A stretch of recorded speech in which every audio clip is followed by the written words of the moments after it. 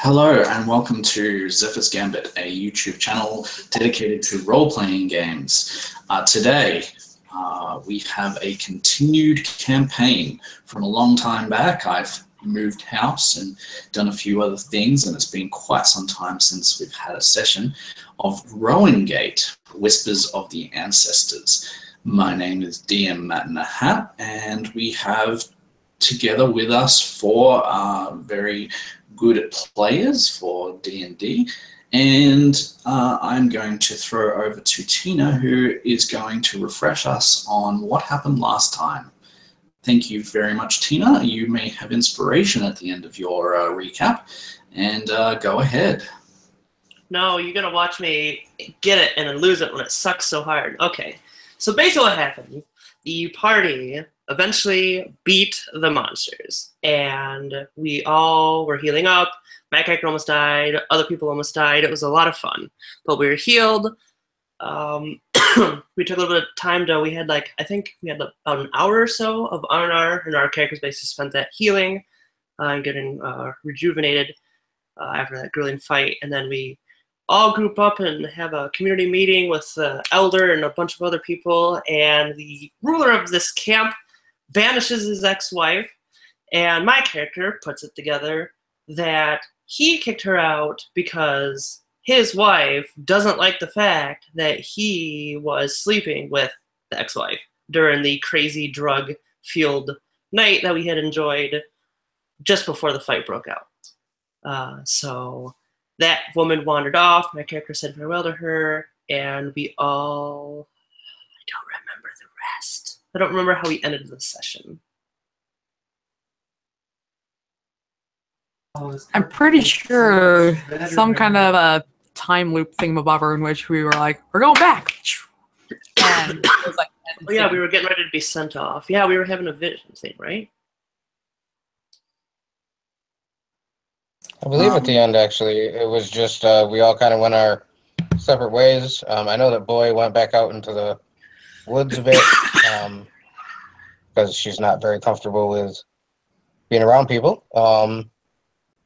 And then everybody just kind of went off and did their own thing. There was something mentioned about right at a temple that we were going down. A what, I'm not sorry? mistaken. Either a right or something about a temple or a thing at the bottom hill. Yeah, we were just getting ready to figure out what was going on, and basically, yeah, just move on with our investigations. So yeah, we were just sort of preparing for that. Yeah, it was the end of, it was basically morning. We had finally rested. We had woken up, and basically last night is on our minds. So however you want to wake up and start this new day, obviously there are a lot of questions that you might have that you can follow up, and any NPC that you want to talk to is available to talk to.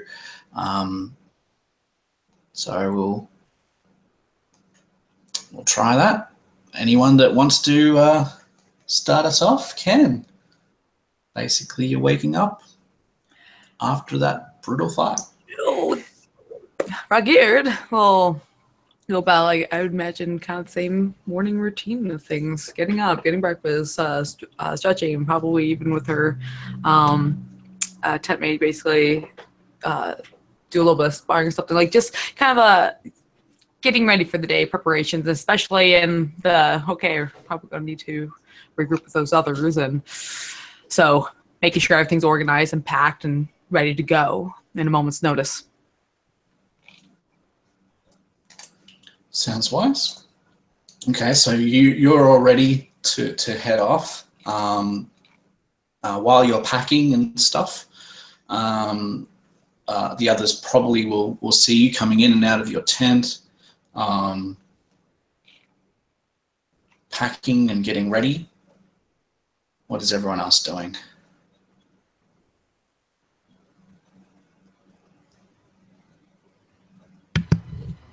He'll crawl out of his cave. He begrudgingly fell asleep after getting the crap beat out of him. I think twice he dropped, going in and out of consciousness.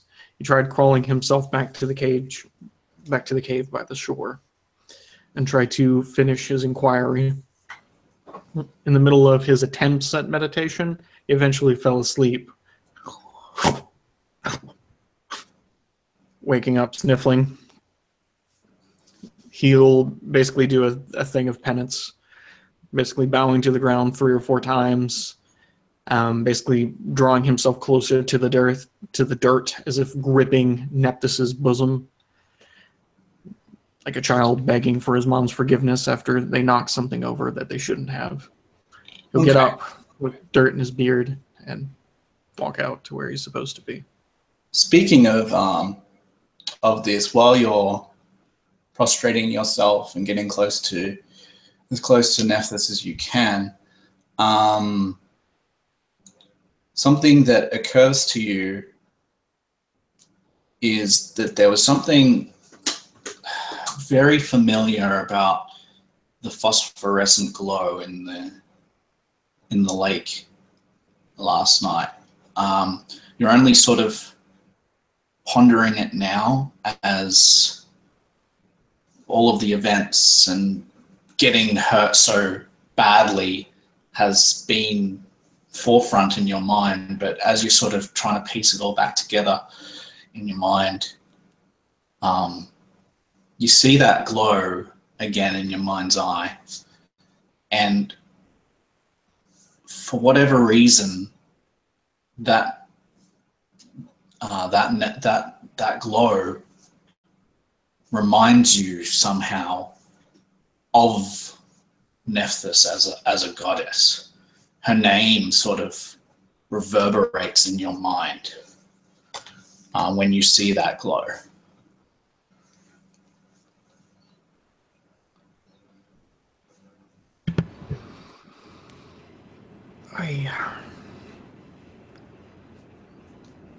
He'll prostrate himself briefly, say a prayer. You who bring the voices of the ancestors out from the ground. You who contain the secrets the other goddesses need not know. You who lead and guide the fowl and the rats and the birds of prey. What is in this glow that you wish to remind me of? What if this is of you? Why am I unable, your servant, to discern your will?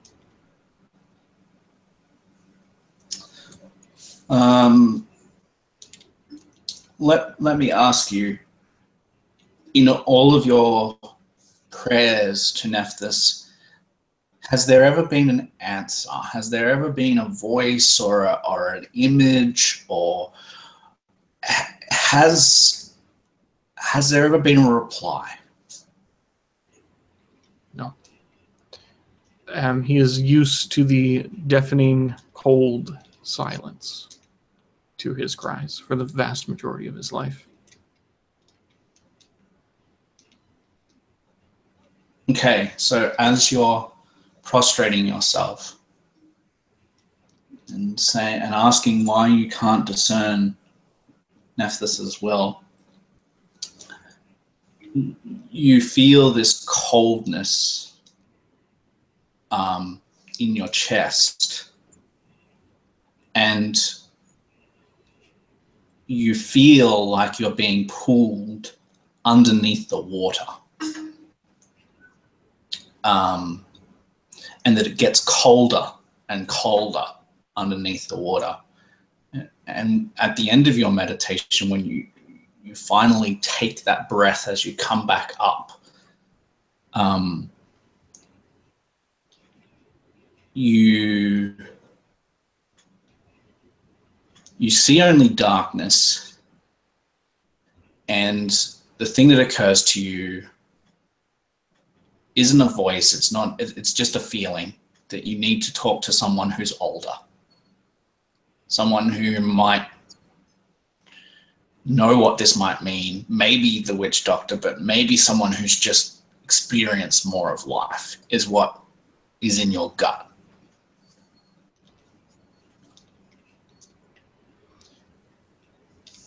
He'll prostrate himself more and more because we're going to go on the walkabout again, correct? So we're gonna be taking in drugs later today.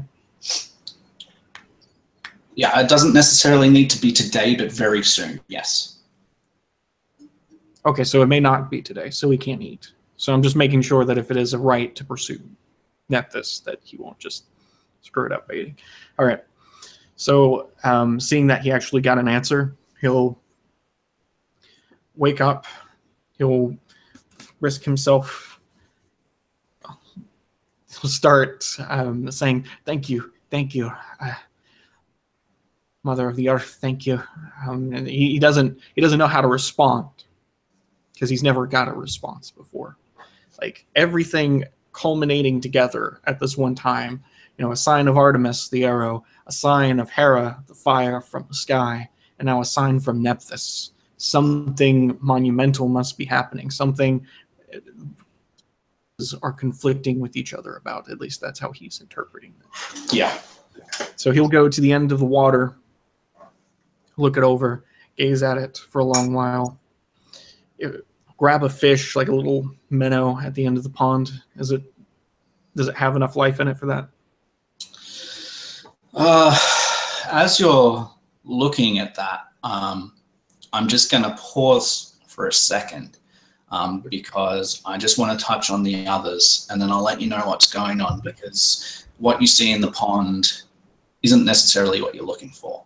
So give me a second. We'll just quickly go over to Boy. What is Boy doing as she wakes up? Yeah, she's like I said, she has a bedroll that she has stolen, so on and so forth. And you know, has the most proper, you know, staying overnight in the middle of nowhere gear. She gets herself together. It's all, you know, all of the things that she has are the only things that she has, and she takes very good care of them because she was also taught to do that when she was in the slave pit. You take care of your belongings. So she gets herself together and she sits there for a few minutes afterwards and trying to make up the courage to push herself back into the encampment.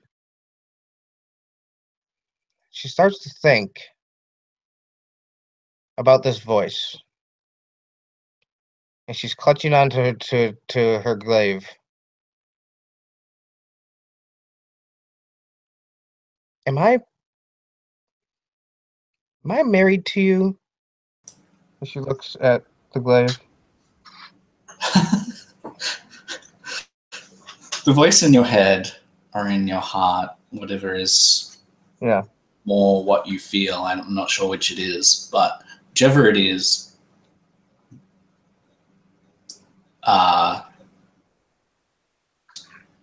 says, no.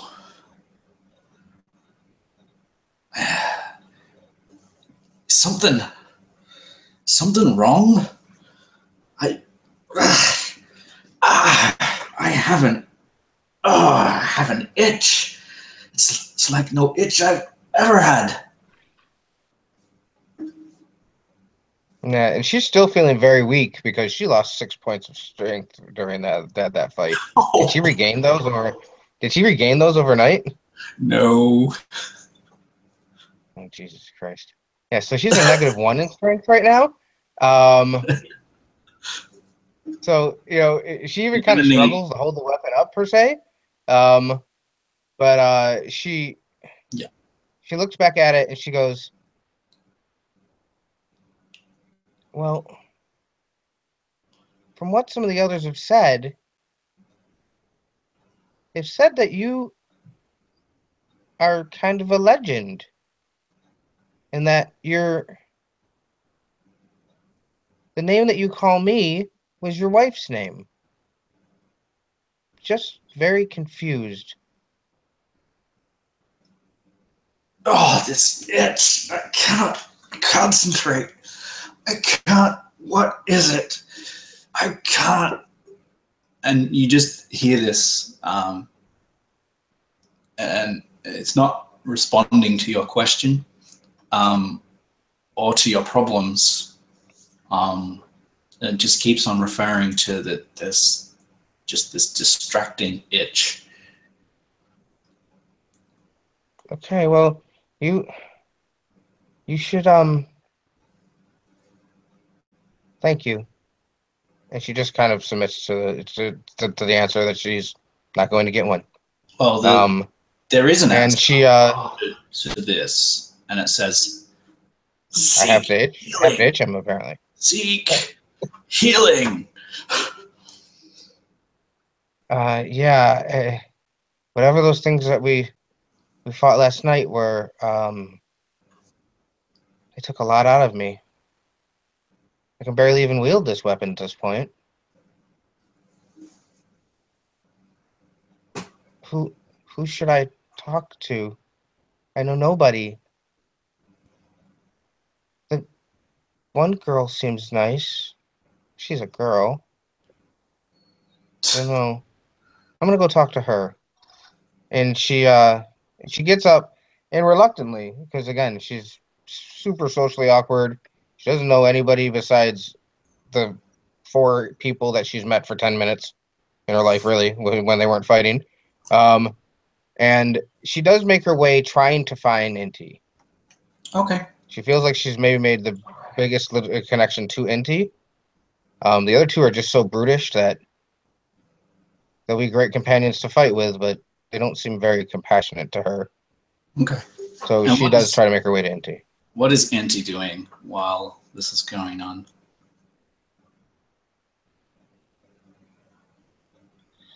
Indy is thinking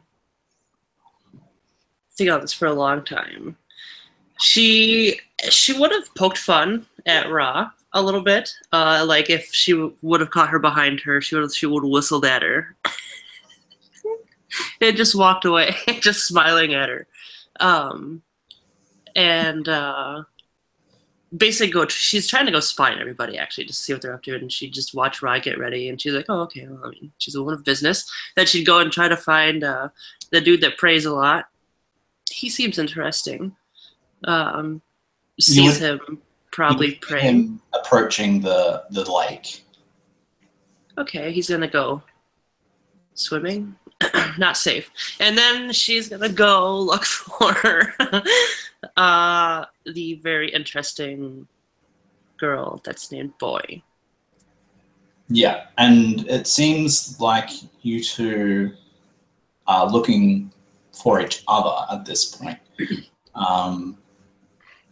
So you'll find each other in just one moment.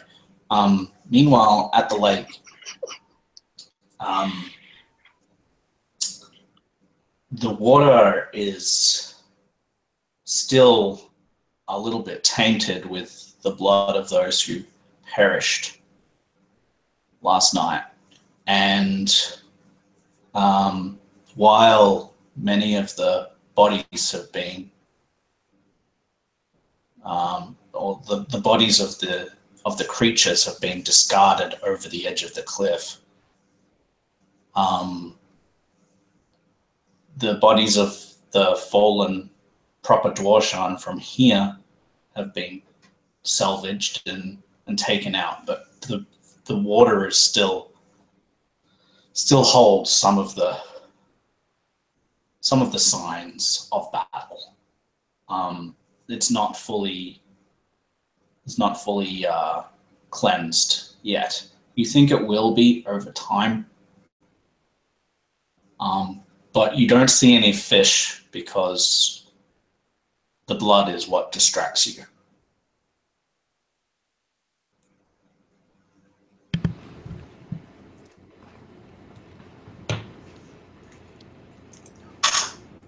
What's your story, I wonder, poor soul?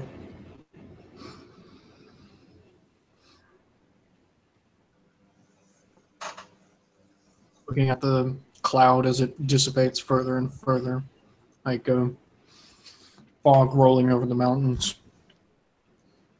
But under him. Can't find out on an empty stomach. And we'll walk into the village and try to see if anyone's cooking anything and grab that. All right. Well, there are a few cooking fires that are being prepared. There's mountain game, probably mountain hares, maybe even a goat that's been He's gonna eat the goat. slaughtered and prepared. Yeah. Probably some organs.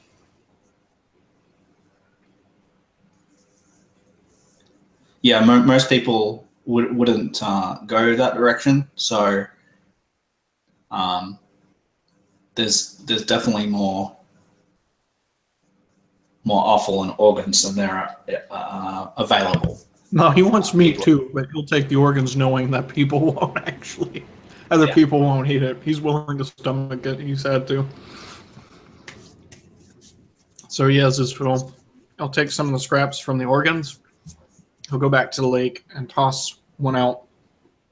Just little by little in different places, walking alongside. See if anything stirs up. All right. Yeah, sure. Yeah, you do. I guess see some ripples in the water. Maybe hear a little splash as it breaks the surface just a tiny bit.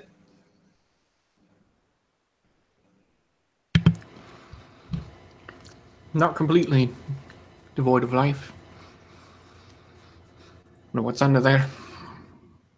He'll go back and he'll act on what he was given earlier. Try to find the oldest person he can to talk to. All right. I will come back to you. Inti and Boy find each other. What does the meeting look like? Indy is walking around, tramping, whistling to herself, dancing every once in a while. Sometimes she'll like slap a leaf, and then she'll just keep walking around, looking around for Boy. Yeah, Boy, 100% because she is in such a low strength way at this point. She both handed her glaive up under her shoulder. She's certainly holding it there with all of her might, with both hands even. And when she notices Inti, never met anybody like Inti before. Why are you so happy all the time? Oh, hello, love. I don't know. It's just the way I am, I guess. Ain't no reason to be sad. Life's too short, you know? Especially in the pits. You have a point. Okay, well, so you know how we fought those things last night? Main bastards, they were, yeah.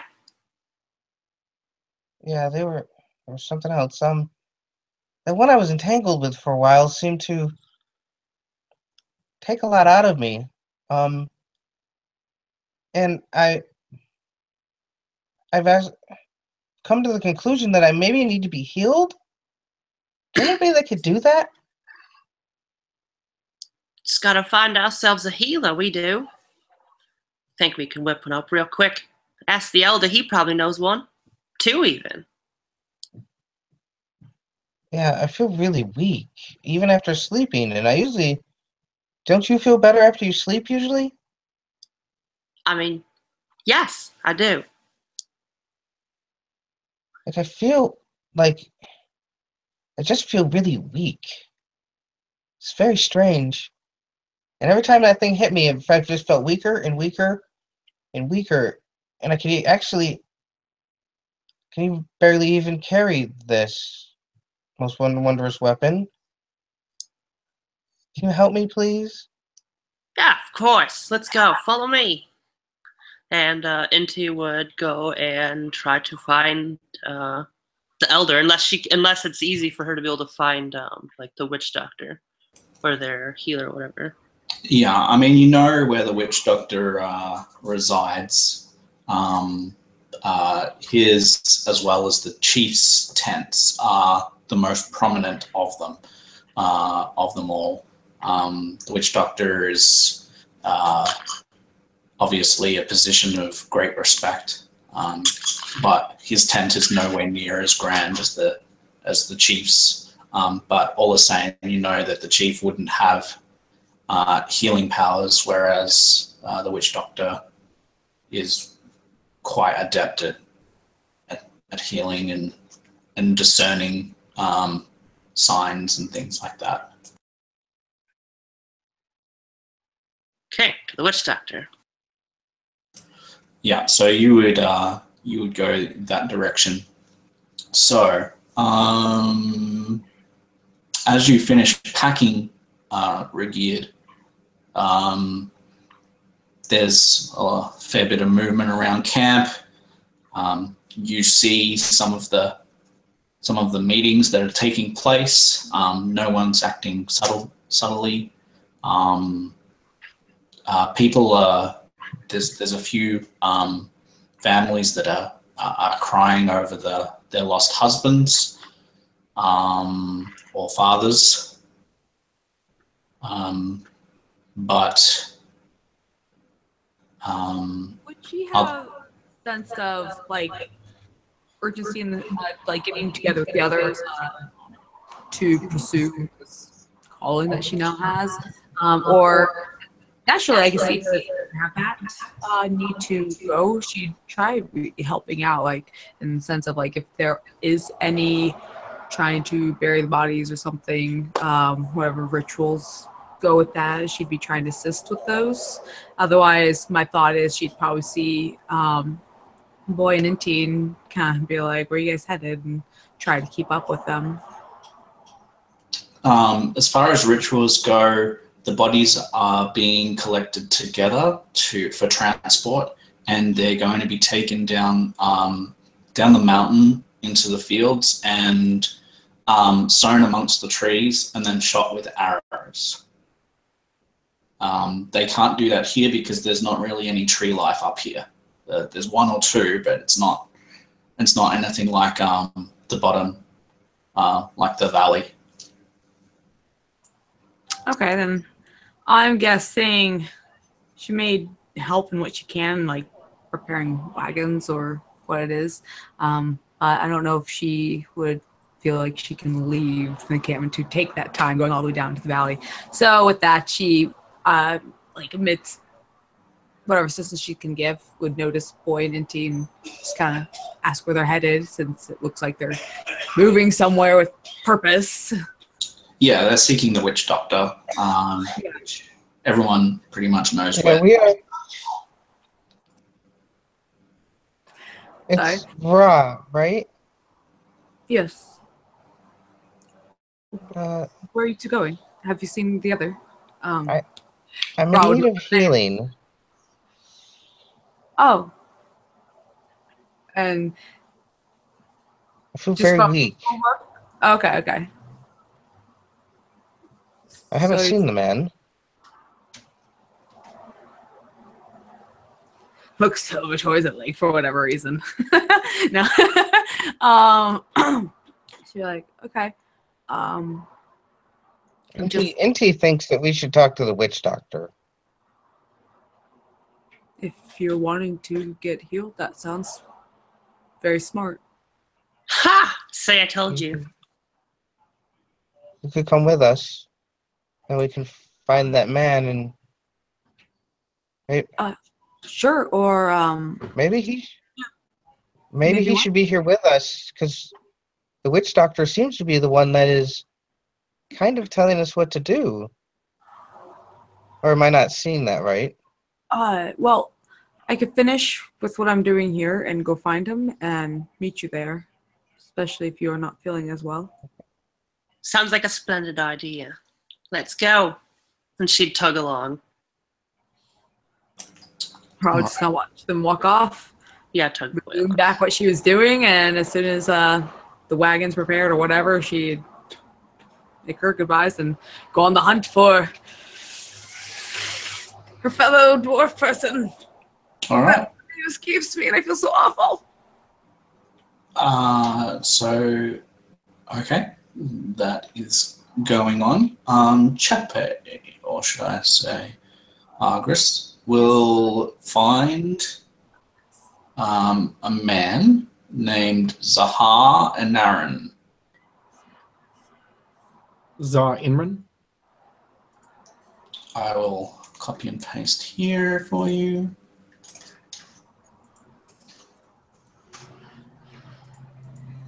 Har Anaran. Got it. He will just casually go up to him. He, like, formality is broken down after last night. So basically, he's just casually, he'll try to catch him when he's eating, hopefully, so he can, like, offer him food or something, like act like he has extra, see if that could be a means of relaxing. Hopefully he'll talk easier then. So as you're approaching, you see that he needs to walk with a cane. He looks quite fragile. His beard goes all the way down to his knees. And it's almost more white than it is grey.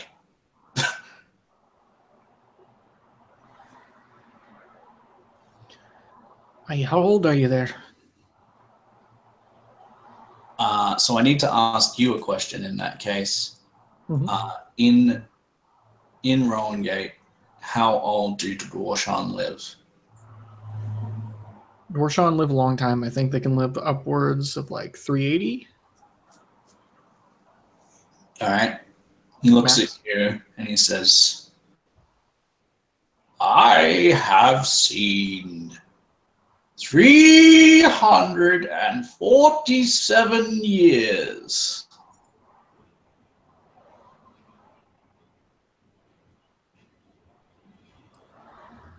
You predate the Civil War, and fair enough. Have you lived up here in the mountains this entire time? He says, I am from the Cliff Nations. Zahar and Aaron, mysterious as Bordelia Shoade. And you know that they are the Cliff Tribes. So they're on the north, correct? Northern part of the continent, toward the northern They sea. overlook the sea.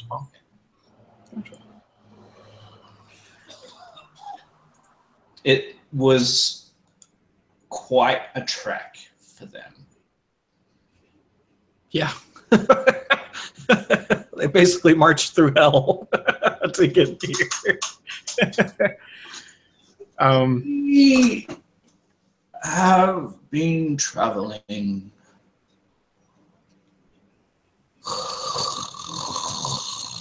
Hey, you're right there, Elder. Oh, yes. What did you say your name was? Kieran. As resilient as the bushwiller. Ah. Very good. You say you have food. I gesture some of the meat that I actually left over. Yes, I had some extra. Did you want some? I'll share with you. Did you have a question? More than I'm afraid you have you have time left in the world. But I've got some life left. You young'uns, you wouldn't know. if you came all the way from the cliffs, then I believe it. Just as you've climbed half an entire mountain range. I can't say that I didn't have a little bit of help from Rusty over there. You see a hefty, muscled mountain goat.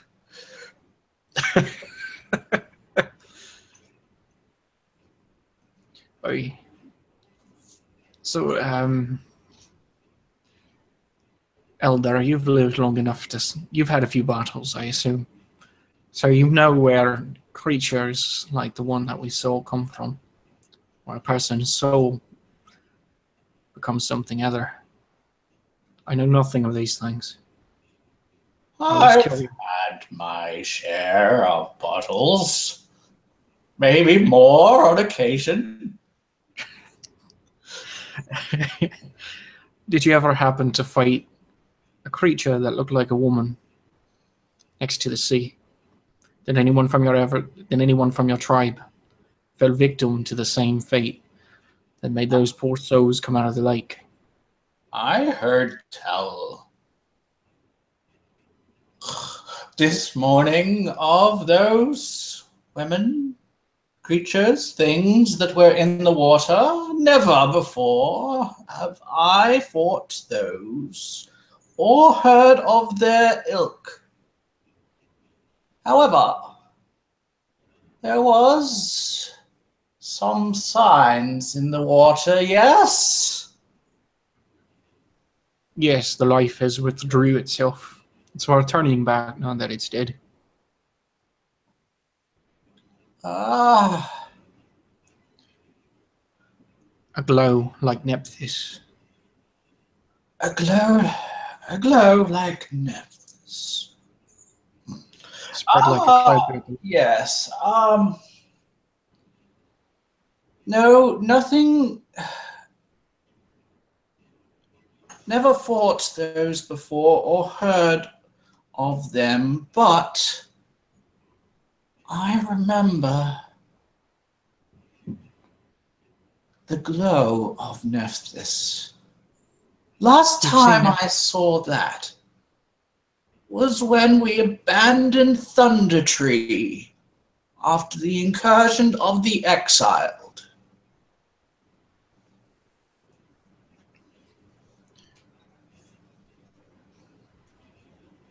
I'm afraid I'm not as familiar with the goings of your tribe. Forgive me, may I ask, what was Thunder Tree? And it was a village, a city, you might say. The biggest that I remember seeing of the dwarshan, at least. I've heard of bigger cities, but that was back when we were still strong. It was the last of the bigger cities. What does that have to do with Nephthys and the glow? Last time I saw that glow. And he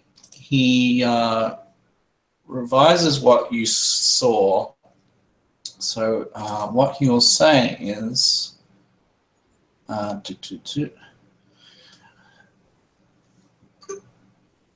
purplish glow to the north, yes, and to the southwest.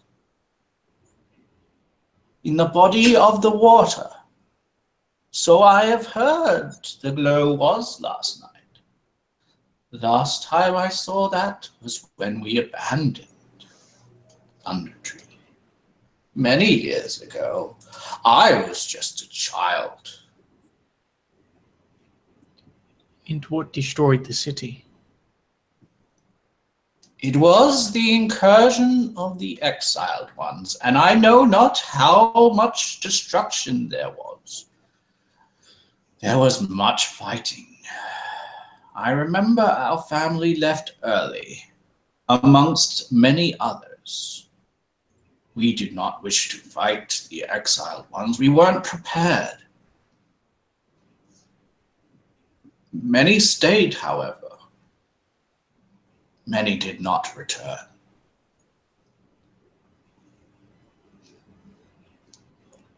Elder, I would like to ask another question.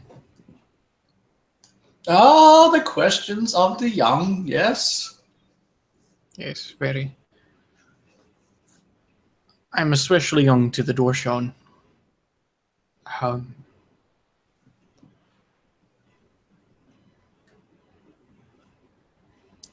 Based off your memory, when did people stop giving birth?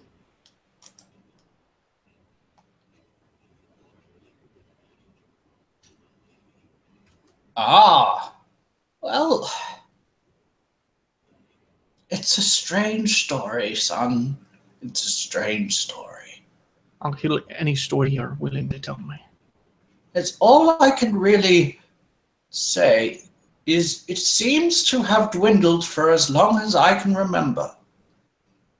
Even before you were born? Well, I can't remember before I was born, but yes. So it's just been worse and worse. Yes, I remember. The first one that I remember was my best friend.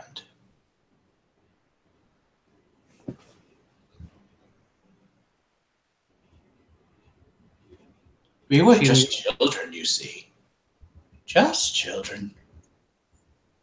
And he got married. And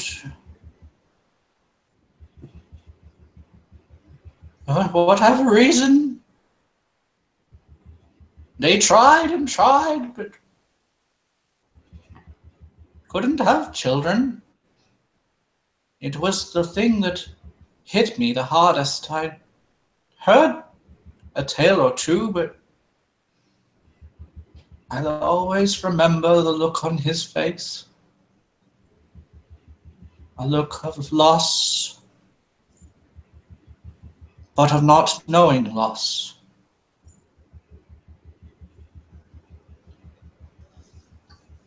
So what you're telling me then is that outside of the ones in Fair Enough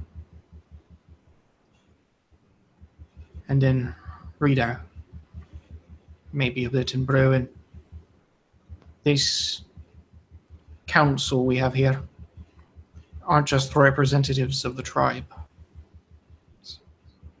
They're the only ones left. Very few children have been born lately, and those that have, I have heard, have been taken. Or at least so they say. Or maybe they wandered off, but why would they? Children should learn to obey their parents.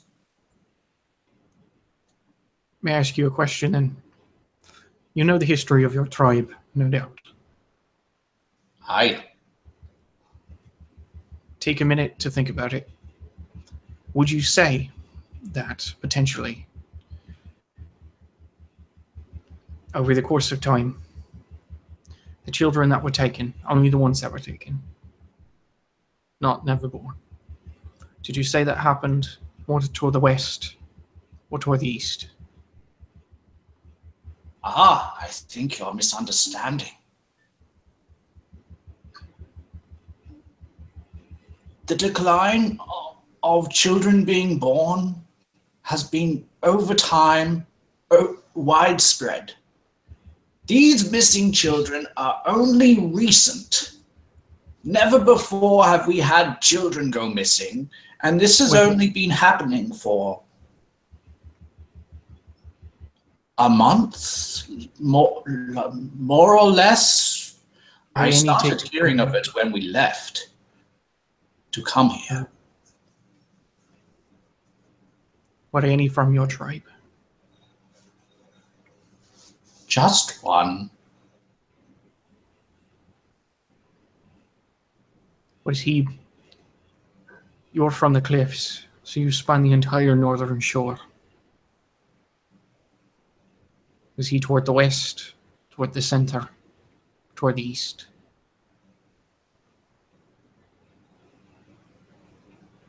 You see him pause and try to figure it out. And he sort of says, I remember it was as we were passing south through the eastern paths, across the valleys. One of the last tribes before the valleys that led us here. The closest to the civilized lands, you might say, but not towards Fahrenhof. Towards Browen. Hi.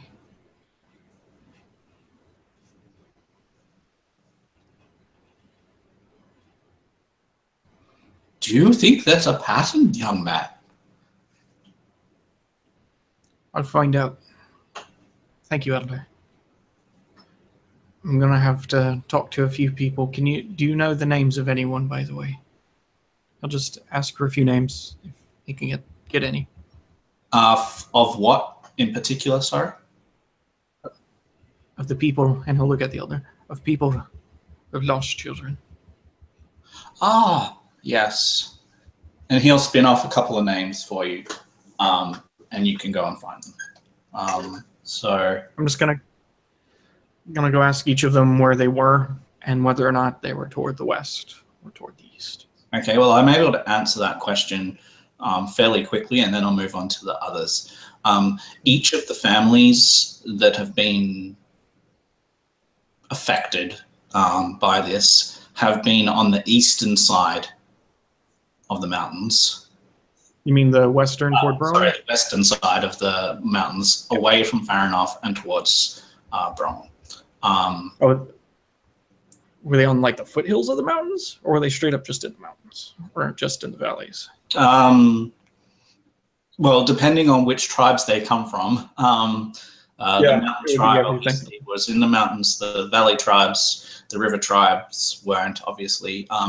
But wherever they were as far west as the tribes of that particular area lived, pretty much. Sometimes one tribe in, but if you follow it up, roll an investigation check for me. I can do that.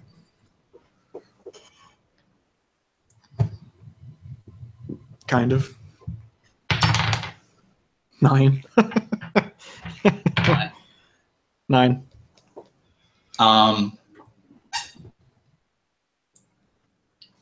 All of them are west of the right from the rest of the tribes of their type. I will. There is one more question he'll ask, and then he'll go to try to find everyone else, but leave that be.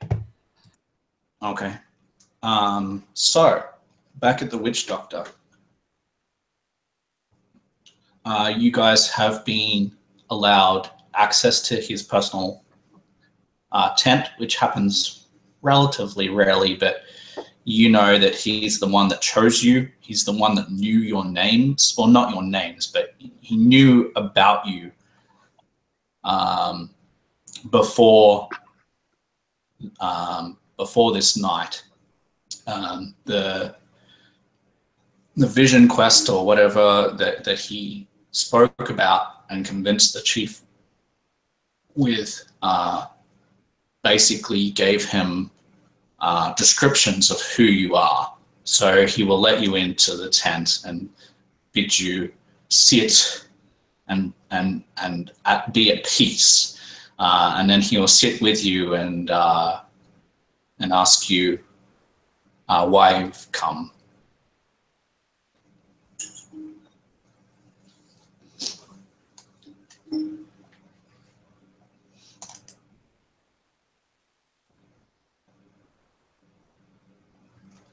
So any of the three that are visiting the Witch Doctor can speak at this point. Roz is on the lookout for Agris, and so she's not there yet. Well, you would be able to spot Argris. He's been sitting in the one spot for some time now. The old man speaks very slowly, more slowly than what I do. And so Argris has just been sitting, talking to this old man. Like I said, this man is fairly, like, almost decrepit old. And you spotted him and it was like, okay, that's where he is. And then like half an hour later, you looked again and he was still there. Still listening to this old man.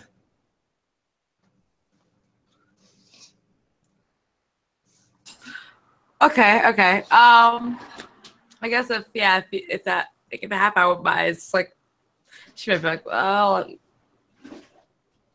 I'll go. Is he dead? She'll go and catch up then with the others, and at least like when she gets more like kind of make mention to them, they're like, "Did you find him?" Like, he's busy. Okay, we'll catch up with him in a little bit. Yeah, did you get healed? Right. And that's with Argris, right? Mm-hmm. Well, yeah, if he's busy, deep conversation, like it's been there for like a half hour easily. Yeah. She would just let him have his privacy. Like she doesn't feel like she should interrupt it or anything. Like at first I was thinking in my head, like maybe she'd just kind of sit there for 10 minutes, like at a distance, so she's not really eavesdropping, just kind of like, okay, this finished up. But yeah, if like if 30 minutes goes by, she'll be like, this doesn't look like it's gonna end anytime soon. She'd get up and she'd go off after the others and meet up with them at the witch doctor. And like if they were like, "Oh, did you find him?" She'd just be like, "Yeah, he's busy at the moment.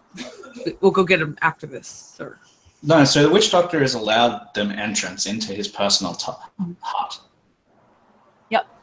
So she'd be like, "Here to see the witch doctor." People are inside. Yeah, so you're allowed access as well. And all three of you are seated in the presence of the witch doctor, who has basically said, welcome, and asked you why you're here. Points to boy. Our friend was hurt real bad. And she gestured to boy to finish the story. Okay. So the witch doctor stands, says, yes. Very well. You two sit. You, and he points to boy, follow me. And he stands up and he parts a curtain that goes to the back of his tent and gestures you in, and then we'll close the curtain behind you. Boy definitely gets up, looks back at Inti, looks back at the witch doctor, does that a couple of times. It'd be all right, love. He'll take care of you. Last time, somebody took me someplace I didn't leave. And well, if he takes too long, I'll be on there after you myself. She'd look at the witch doctor and smile at him. I am the personal doctor for the Grand Chief. I mean no disrespect, sir. You will either live or you will die. Inti will just laugh. She just starts laughing. She's laughing. Raw actually like cracks a smile because I believe she would try to get the sarcasm of it, just like so she'd just be there smiling, just like. Well, I don't want to die. I'll follow you, sir.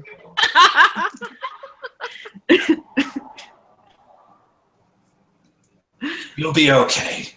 I have seen this sickness before, I believe, but come on in. We will investigate it properly. And she goes to set down her weapon, like up against the chair or whatever was there. Before you keep going, you just hear a no. Yeah.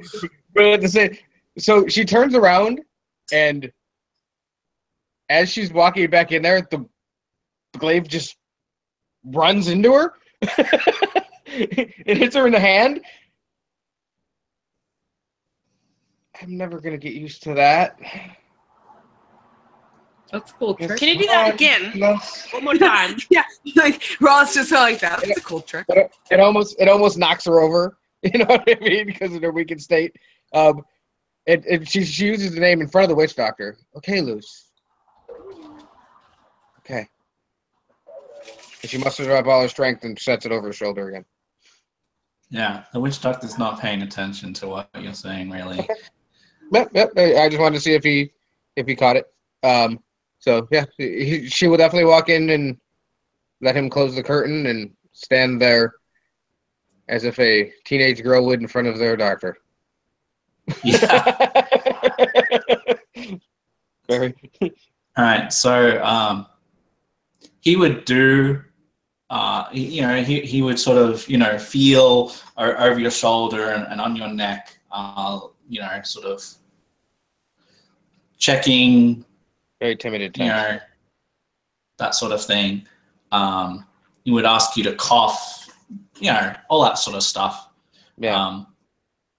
And when she coughs, Luz coughs as well. In her head.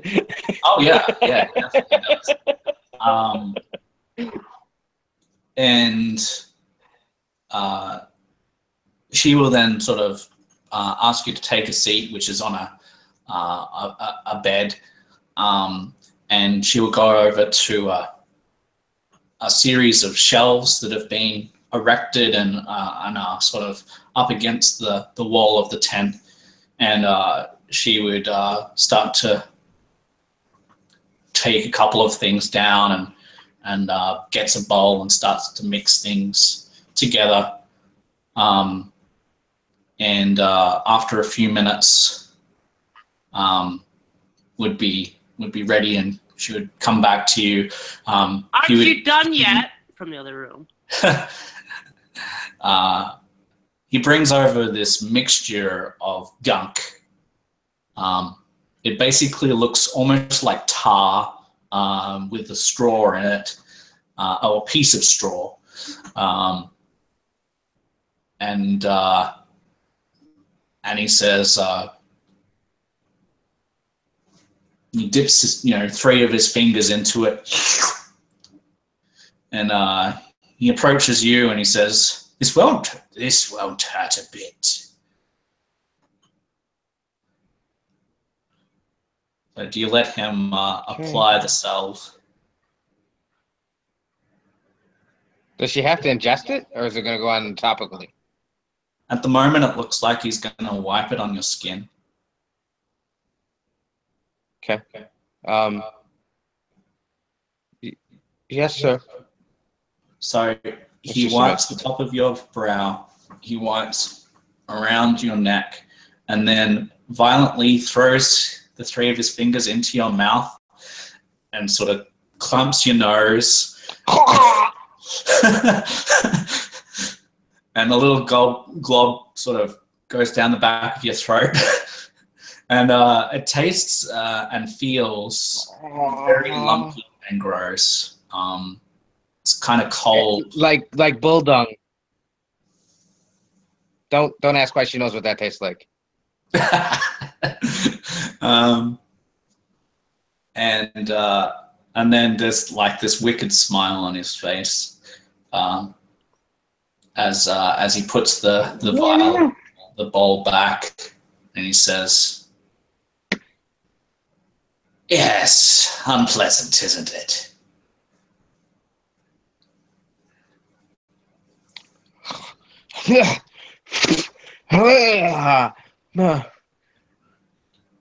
Oh, you could have warned me. It's better if you don't know. Trust me. Everything all right Honestly, in there? told them. Already the taste is beginning to go away. It's like it was just this shock, and then, you know, already it's starting to fade. Yeah. But inside of you, you know when you sometimes you can swallow a pill and you can almost feel it go down. Oh yeah. Yeah, Absolutely.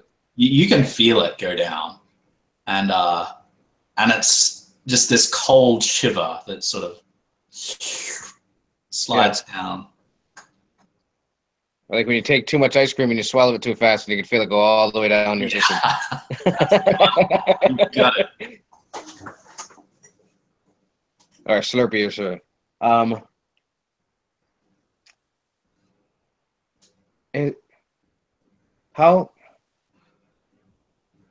How long will this take?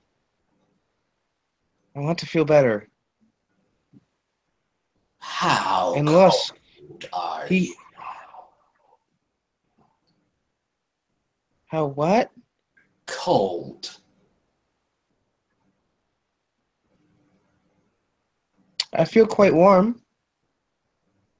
Then it will be a little bit longer. I feel a bit cold inside, but I'm not like when the winter comes. The cold is spreading. Is it? Okay. Oh, it's it's growing. It's normal. It's growing inside of me. Yes. What's happening in there? The witch doctor What's happening parts the inside? curtain. He parts the curtain. He's like, yes. She'll She be keeps all right. pacing nervously. Like, she's very nervous now. She's like, keeps you boring, saying all these weird ass things, gurgling, and then warn me before How you is it She's pacing. She's just like pep pep pep pep pep pep pep pep pep pep pep pep. Yeah, So- Rob would just be like, "You stop doing that. You're making me nervous." So as he parts the curtain, and you can see Boy sitting on the bed inside. He looks like he's been in the sun too long on the outside. How dare Yeah, you she does. explode on me? I want to say Rob may have Ah. heard or seen something like this. So So she looks sunburned?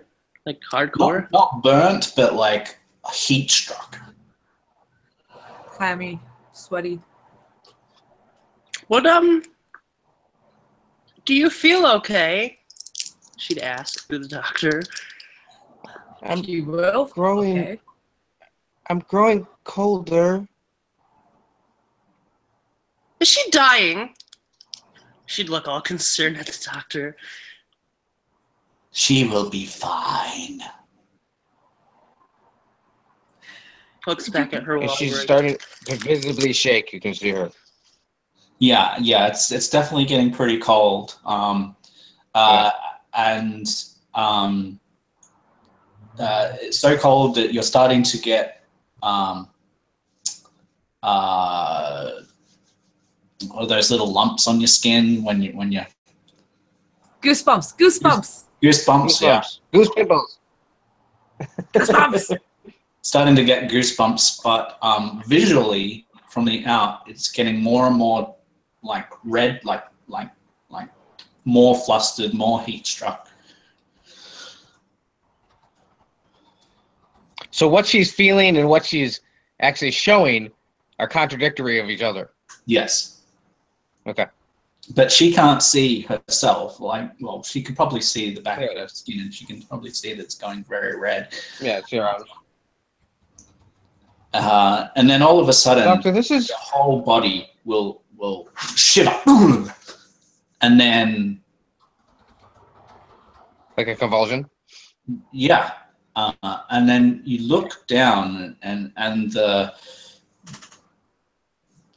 red is starting to drain from your hands and then across your chest and head and legs.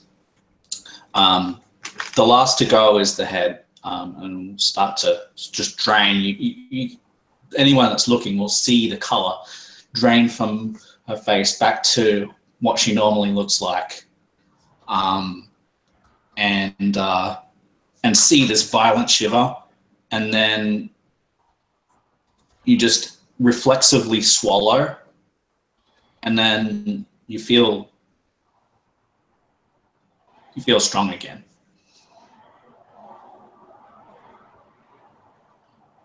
Wow. I don't ever want to do that again. Don't get hit again. That wasn't hit. That was drained. Now, can you roll me a Constitution saving throw, please, as well? Absolutely. Absolutely. Here it comes. Oh, I critted. All right. So 23. excellent. So what would have happened if you had have failed is you would have had the first level of addiction to whatever he just fed you, but because you succeeded, you're fine. Is that better, Luce?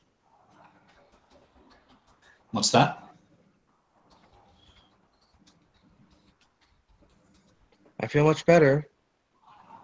And she picks up the weapon that she had laid on her chest. And she looks at the head of it and goes, strong again.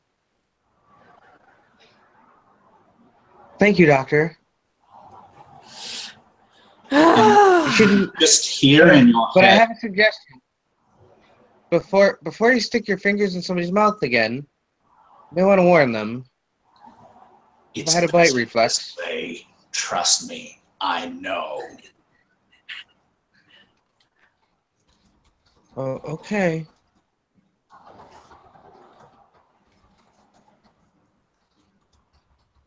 And she stands up, and she, puts her. This is a dwarshan, right? Yes.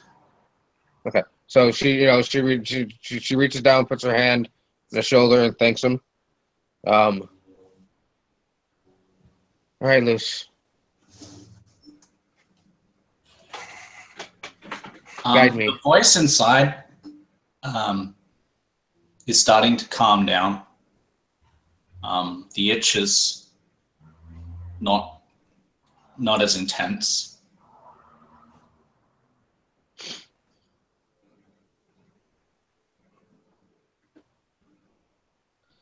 Well, how can I ask you a question, Doctor? Can you? I'm That's why are all of you Dwarshan so jokey all the time? Anyways,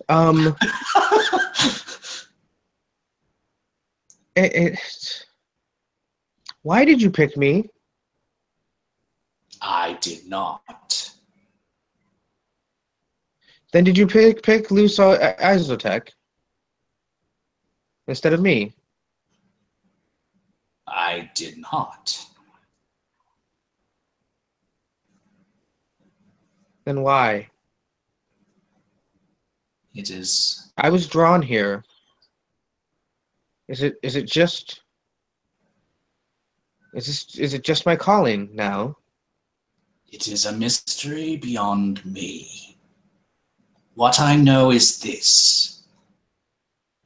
I will be the one who will see and who will crown those who will become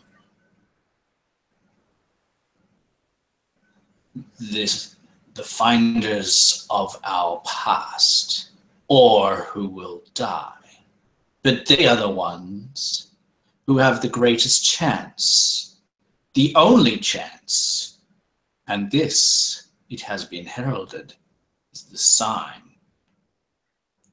And he will part the curtains of his tent and point off in the direction that the explosion and the falling comet or whatever it was, you don't really understand, falling star, that fireball in the sky came and points in that direction.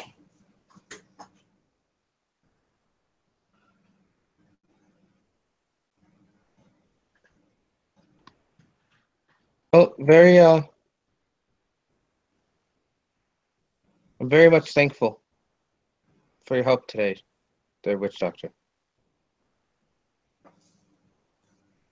Do you know of the sleuth size attack? There's more to be asked and to be said. Yeah. Like, who's loose size attack? That would be a question for the eldest. Aren't you an elder? You look at him, and it's pretty clear to you that he's not. If you remember, the old witch doctor was murdered in front of everyone. Yeah. And this guy's replacing that old witch doctor.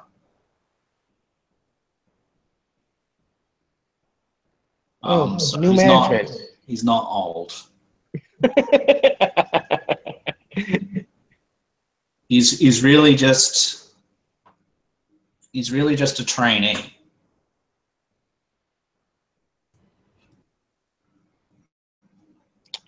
Well, you have a good day, sir. Thank you again. And she gets up and walks towards the girls. Yeah. And what of you two? Do you have more questions? I guess. Do you think you're gonna die? I do not know, but I have done what I can. Are you scared? I am not. Oh. She look over to Ra, feeling bad that she about interrupted her. Sorry. I'm just curious when this calling is supposed to be fulfilled. It's the sign of the fulfillment. Throws his hand out again towards the fireball that is now no longer, but which you know is fell in that direction. Right.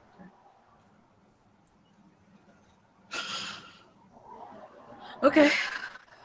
I guess we can, and she look at the others I guess we can go see if Argus is done with his chat.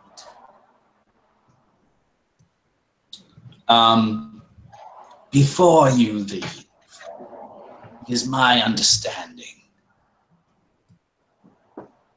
that the glow of the waters of last night's battle indicated that something in the past has haunted those waters, has caused creatures of strange determination to crawl out. I do not know of what this could be. It is my understanding that if you enter the Dreamwalk,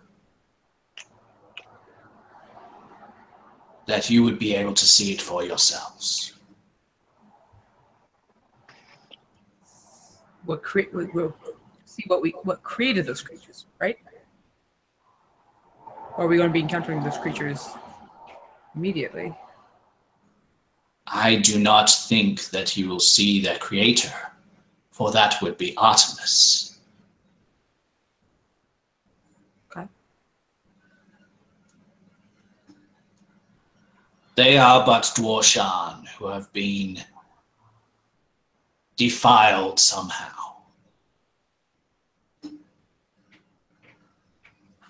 Raw takes a deep breath and just like, okay.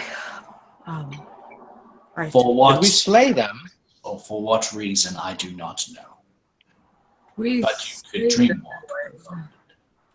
What's but that? we slayed them, boy, but what the witch doctor is talking about is we'll see how it came to pass that what we fought last night happened. That is my understanding, at least. Well, I would like to never see them again.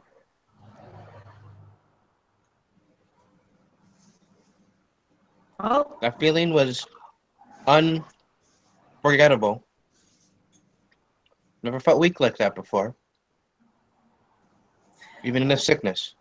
and with that kind of thought, Rob looked to the witch doctor and was like, is there anything you might be able to provide us with when we go on this? Will our things, and she's kind of like looking to herself like, well, things on our person, do you know if it'll go with us, or are we going to be completely stranded in the sense of just having nothing and going from there?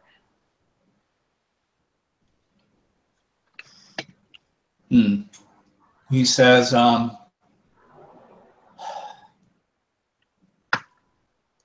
like to be as prepared as possible, especially if being chosen he unexpected. says, the physical world melts away, and all there is spirit. But in the spirit, we are whole.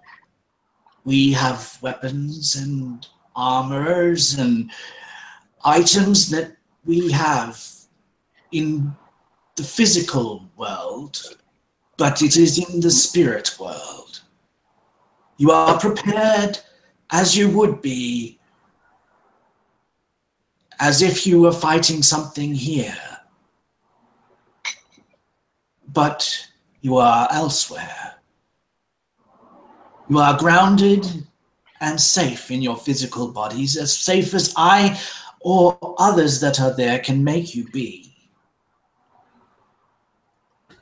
But in the spirit, you only have yourselves and whatever you have on you, but it is spirit, not physical. I was just kind of like shaking my head, like, I think I get this. So, is there anything you might be able to provide us with, like, if Boy or any of us were to be weakened?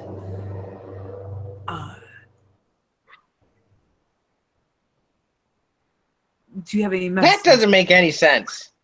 She just blurts out.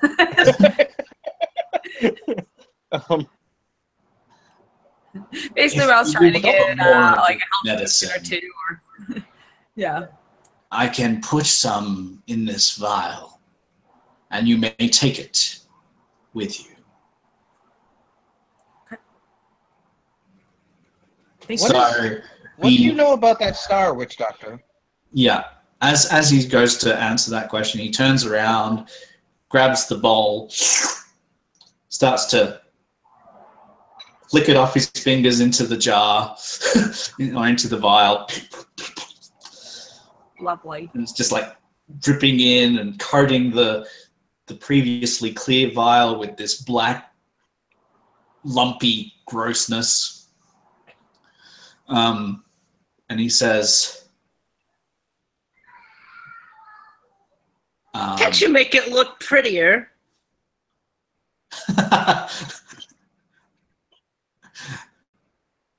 It's not going to matter once it's in your stomach. Well, once he's done, he puts the It's cork gotta on like that. and he spits in his hand and he starts to shine the vial. You're a bastard.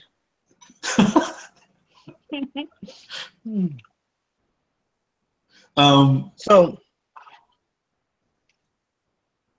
Yeah, you asked About that scar. Of the fireball. Is that right? So he hands you the vial and he says, "The sign. The sign came unexpectedly, though your descriptions were solid in my head, as if I was seeing them, but not physically, spiritually, perhaps. I just knew. But the sign came unexpectedly, suddenly. I believe it from Hera. I do not know what it means."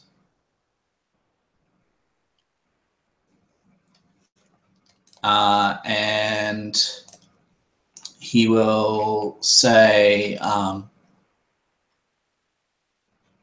"Hera of the sky, of the kiln. She exerts her warmth and fire upon the earth. It is her fire that burnt in the sky and who descended onto the earth. It is by this fire that I know that it is time."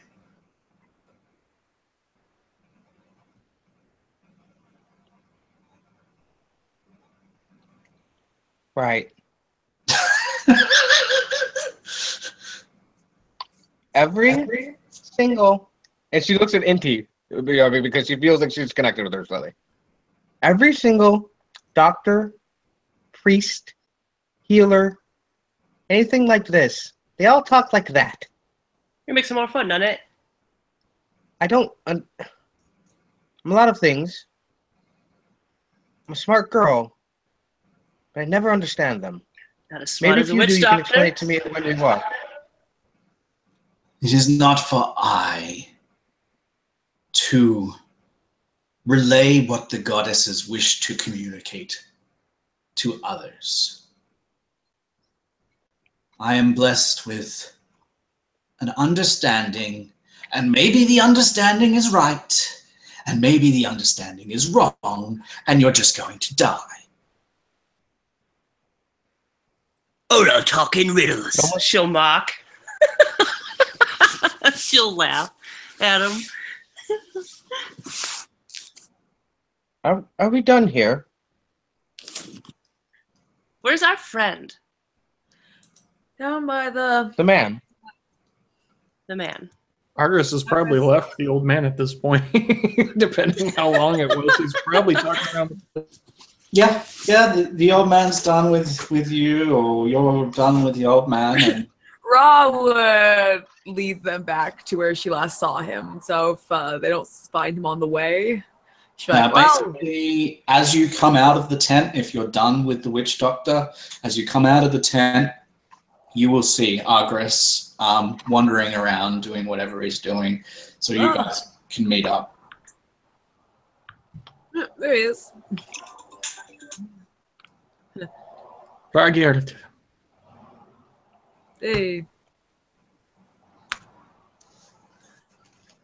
So you obviously, Argus obviously notices that they're coming out of the witch doctor's tent. Inti's dancing as normal. Oh, we got Hey, boy. did you ask him? Oh, so go ahead. Boy's back in tip-top shape. Yeah. Did you ask him about the star? Yeah, We- he told us nothing. Did you ask him about the creature? Nothing about that either. He did tell us specifically about the people, but that when we go back in the dreamscape, that And that just we'll doesn't make any sense. how. We'll find out So- how.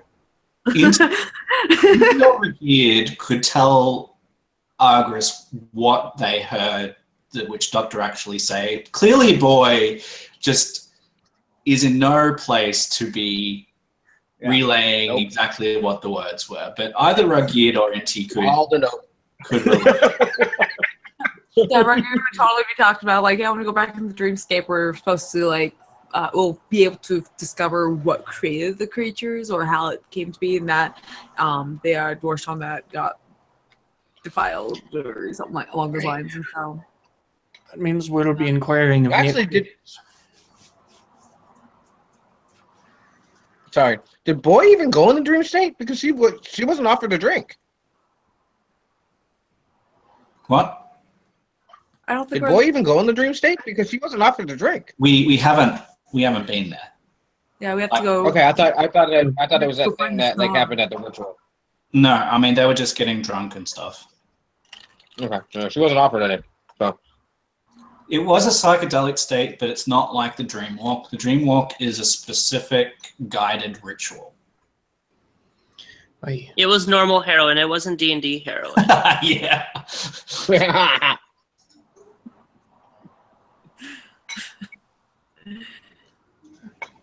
Do any of you know about Nephthys? Just go and roll. Can I roll for maybe of having heard of something?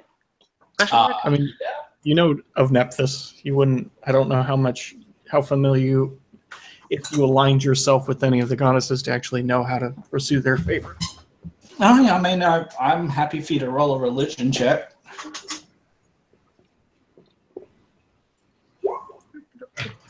I know loose Azotek. I can't remember who. All right, we've got 11 and 16. Okay, let me. So, what you know of Nephthys is that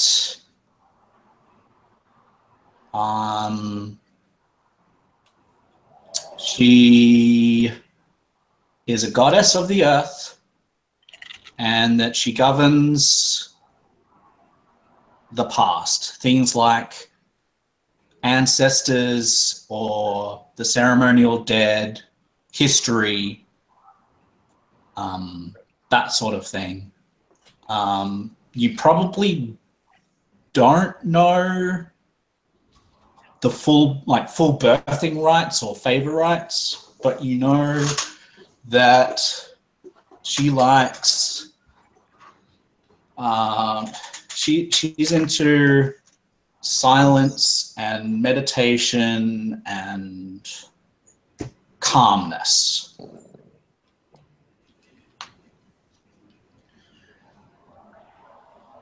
So that's With what that knowledge, my character would say, obviously. She just kind of roll her eyes. Regeared has heard of her at best. She gave like that shrug, like, yeah. Plays along. Yeah, I noticed. I was like, her name. You would know that her name is spoken during funeral rites and those sorts of things. Other than that, Oh, that's right. You're a tire. Yeah, and Remind yourself so far. Go ahead. Oh, sorry. And we know Boy's answer. So yeah, Boy has no idea. yeah, right. Goddesses. That doesn't make any sense. Like she knows the word. She's heard it before, but she doesn't believe in them by any means. Go ahead, Agris. There's one God. There's That's one right, God, Rick. and that is the God of death. And they're going to come for us no matter what. The God of death. All right.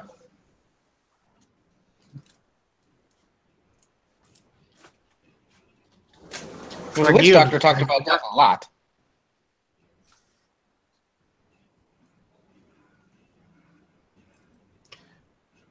Ragird, I forgot you are a tire. Yep. Shakes his head at you. Shakes her head at him, sticks her tongue out at him. I'm just tired. All these align themselves so close to Morrigan they forgot the existence of the others. There's more than one? Sorries. At this point, he's insulted, so he's gonna sit. He's gonna sit boy down. And she's still half a body taller than her when they sit down. I mean, than him when they sit down. He's strong enough. He'll pick you up if he has to. Yeah. He will try to sit you down. Hey. Like, just lay down. Yeah. Hey. Hey, sit Not down so now. handsy. No, sit down. Fine. I apologize. Bear with me for 1 second. If we're going to have to do this together, you're going to need to know who made you. All right, now. I have no idea who made me. You'll find out in a second. And he'll step down. This is gonna be. You might want to sit down, NT. This may take a second. I apologize. Yeah, she flops over. She falls over like she's dead, just plop, watching. He'll gesture to NT. He'll be like, "Could you spare me a few moments to explain to the child?" Like he's there watching you, holds up a thumbs up. I was like, I'm not in any rush. All right, so he'll take a stick and he'll draw a circle.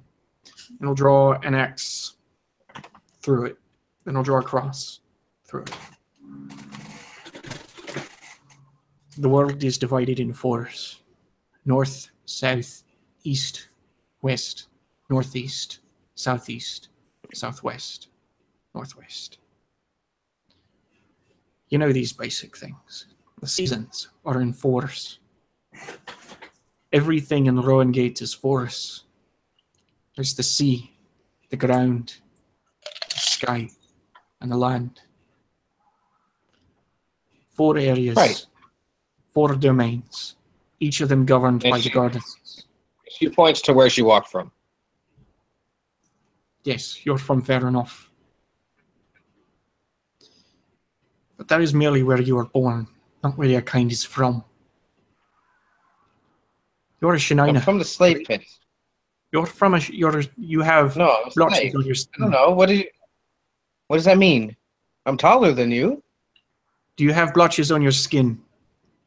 Ears that carve out behind you? They called them birthmarks. Your eyes are vivid, more vivid than mine, correct? Yeah. And she kind of opens her eyes at you, and they're bright red, like unnecessarily bright. Almost looks like there's a fire in them. You're a Shinina. What? Excuse you? That's your kind. Like I'm a dwarshan. And she's a dwarshan. Oh. And she is a Suji. She's Inti. Yes, she's Inti. Allow me to explain something basic to you. The reason why Roangate goes on forever, the reason why all things come to an end and recycle into a birth, the reason why your children could bear more children, why they could go forward, why Roangate continues to move, why the sun rises, why the moon sets, why everything moves forward, is because the balance is kept by the goddesses. Hera of the Kiln, she rules the sky. Nephthys of Shadow, she rules on the ground. Look at me, boy. Look Oh no, at me in the eye. and she's gotten kind of closer to you, and she's. I thought that just was just a day. You know, you have the sun comes up, it goes all the way across the sky, and then it goes away. Do you know why it goes away? Telling me somebody controls that. Yes. In fact, there are more suns. You've never been north enough. No. I've been on the ship. I may be misspeaking, but you know what I mean. I know of one son. person, Corey. No, You no, know what I mean? So I know. You would have only seen one son. But he looks at you. I've been Okay. on the ships. I've been north. Very north in the waters. I've only been far enough to see two, but I've seen them. There are 1,000 suns suspended in Hera's domain, the sky. Hera, whose sign we saw, is your birth mother.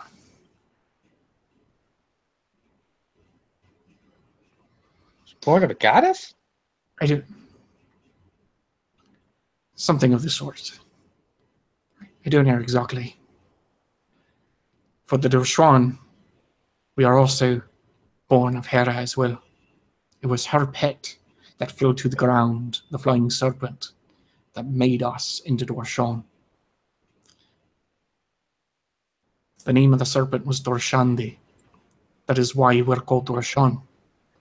Artemis hunted it down, and it is her burying Hera's serpent that made us into what we are.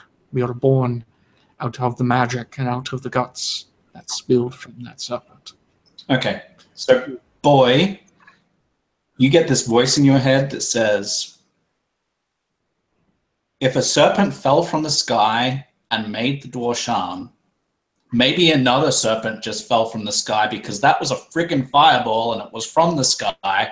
So maybe it was another serpent, if what you're saying is true. And it's kind of like you're taking a jab, like it couldn't possibly be. Right. But that's the voice in your head. It's...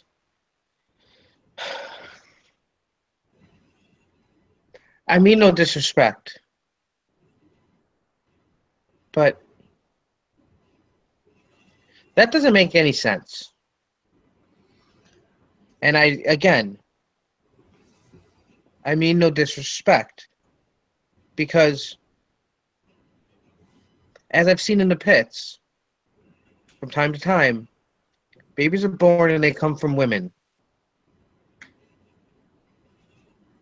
That's where they come from. And Dee starts laughing in the background.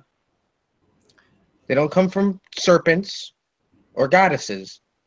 They come from, and she points to her parts, from here.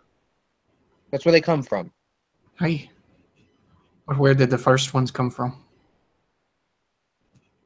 Who cares? You should. The Shanaina were born of the Shadra. An elf begged Hera for help. It was given them. Your people. Okay. And she just kind of Your people were agrees, looks at Indy, looks back, and goes, I hope you're right, sir. Yeah, I hope you're right. And I really hope you believe that. But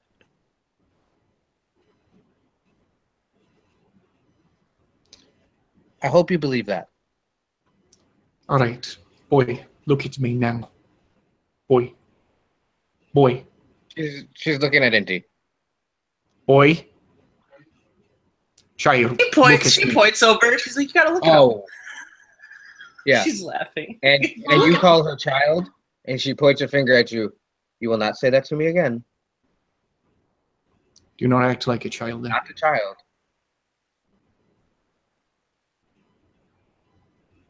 I may not know what you know about these goddesses and all of that, but what I do know is how to kill somebody very efficiently. Don't call me a child again. I'm a grown woman that just happens to have been in a terrible situation. I'm sorry if I disrespected you. That was I didn't want to do that. Like I said, I think it's wonderful that you believe that, but all I can believe is what these eyes have shown me. And I don't know of these goddesses. Maybe during our travels, I'll learn much more. What you need to know right now then, if we're going to go back in the past as he claims, we're going to inquire of Nephthys. Which means two things are going to happen. One, you don't want to piss anyone off. You're going to need to not eat by tomorrow if we're going to do it tomorrow. Second, That goes you're gonna both take whatever ways, they're gonna right? give you. That goes both ways. The pissing of off.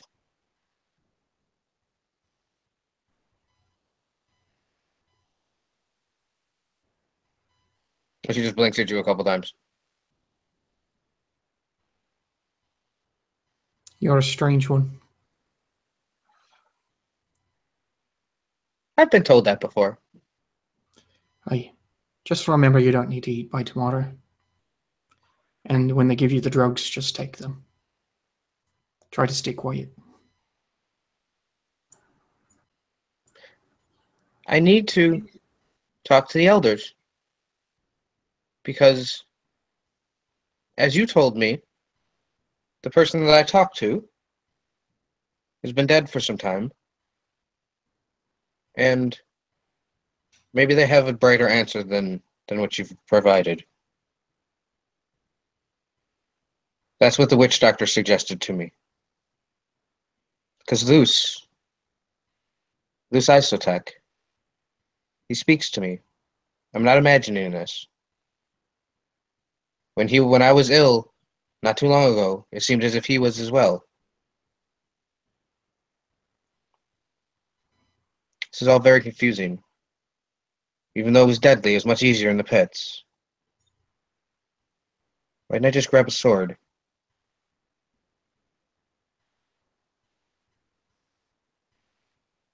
And she sits there thinking until somebody breaks the silence.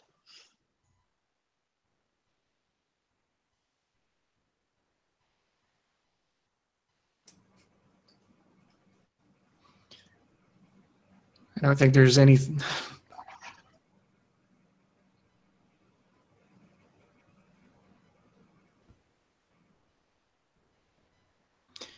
Cut her some slack. She's just a kid. She doesn't know better. She came from, what was it, the pits? Sounds like she came from a little hole in the wall just recently. I wouldn't take it too personally. Ooh, may I point out something? I love how Inti just referred to her as a kid. So she's just a kid. Trigger word. Well, Inti will actually defend. Yeah. Inti will actually say something. Like, if she wants to say something to Inti will be like, okay, I'll hear listen. I'm not the child, Inti. I am. How old are you? Are you younger than me? She'd look at her. Sticks her tongue out. We're kids. And she looks at the and he's an old man.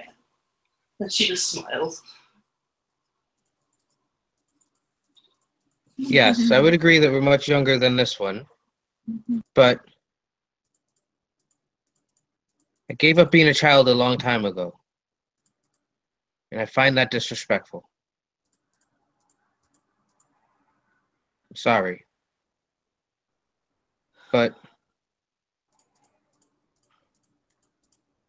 We're all got to work together. I came from... Yes, we are. Sometimes you don't get to choose your combatants with you. But so you will know, I did. I came from the fighting pits. I was a slave for Luska Robmadin.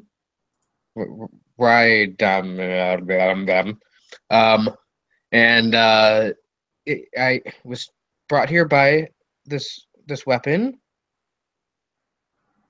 Yes, it does a cool trick, as you said. I cannot teach that to you. I don't even know why it happens.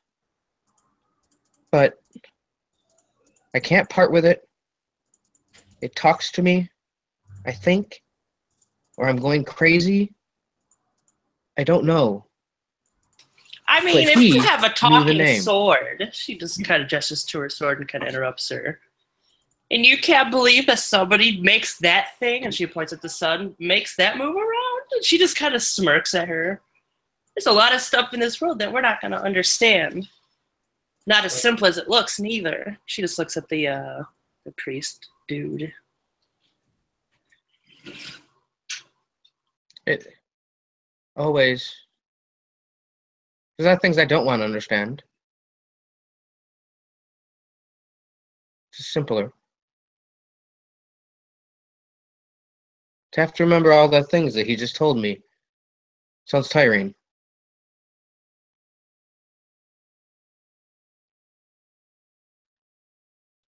Ra, Yes. have you heard of that name that I called the weapon? Huh, I'm pretty sure I didn't, but would that be a history check? Yep. Definitely.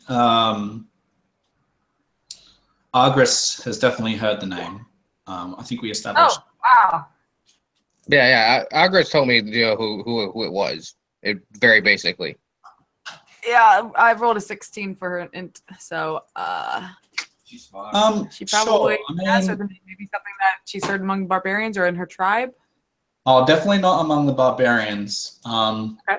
So you remember hearing this Person of name legend, right? mentioned by your father when you were very young, talking about a battle of ancient history. Okay. So okay, yeah, she. So this is a real person, and I think we should take the advice of the new witch doctor, and I should talk to the elders about that, because I think that's why I'm here. Oh, we got all day. As you guys like notice that like you're just like technically ready to leave on a dime, just like I'm quite hungry.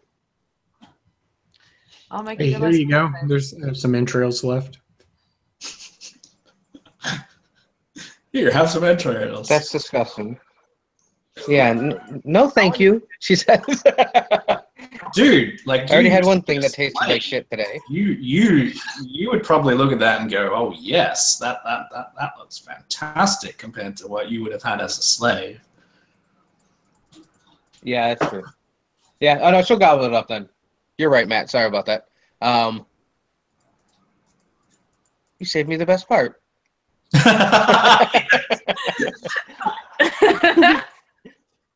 Nailed it. Exactly. Oh, yeah, But I have found out something very yeah, you know what I interesting. mean. So if I can't imagine this talk with the elders is going to be less than 8 minutes. I can summarize it. All right, so because Corey hasn't got very long, so you're talking to the elders about Luz, right? Yeah, that is priority one for her because she doesn't even know why she's here, and then she got duped by that man, and then now she's had this fight that she didn't even know she was supposed to be a part of, and all these strange situations, and she just wants answers. So what the elders are able to tell you real quick, summarizing, is Luz is Oztiek, is a Dwarshan warrior, or was once a Dwarshan warrior, and he fought in a very key battle. And that battle was between the remaining Dwarshan and the exiled Dwarshan.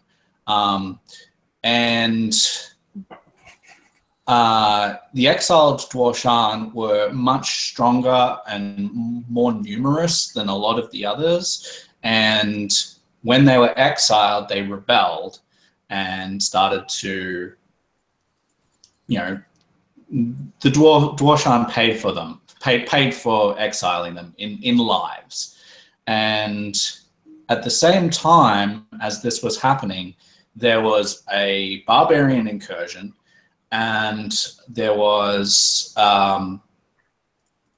another skirmish going on all at the same time. So there was like multiple fronts. There was the barbarian front that was coming and attacking the Dwarshan. There was the Dwarshan attacking the exiled Dwarshan, and there was these little skirmishes happening elsewhere as well.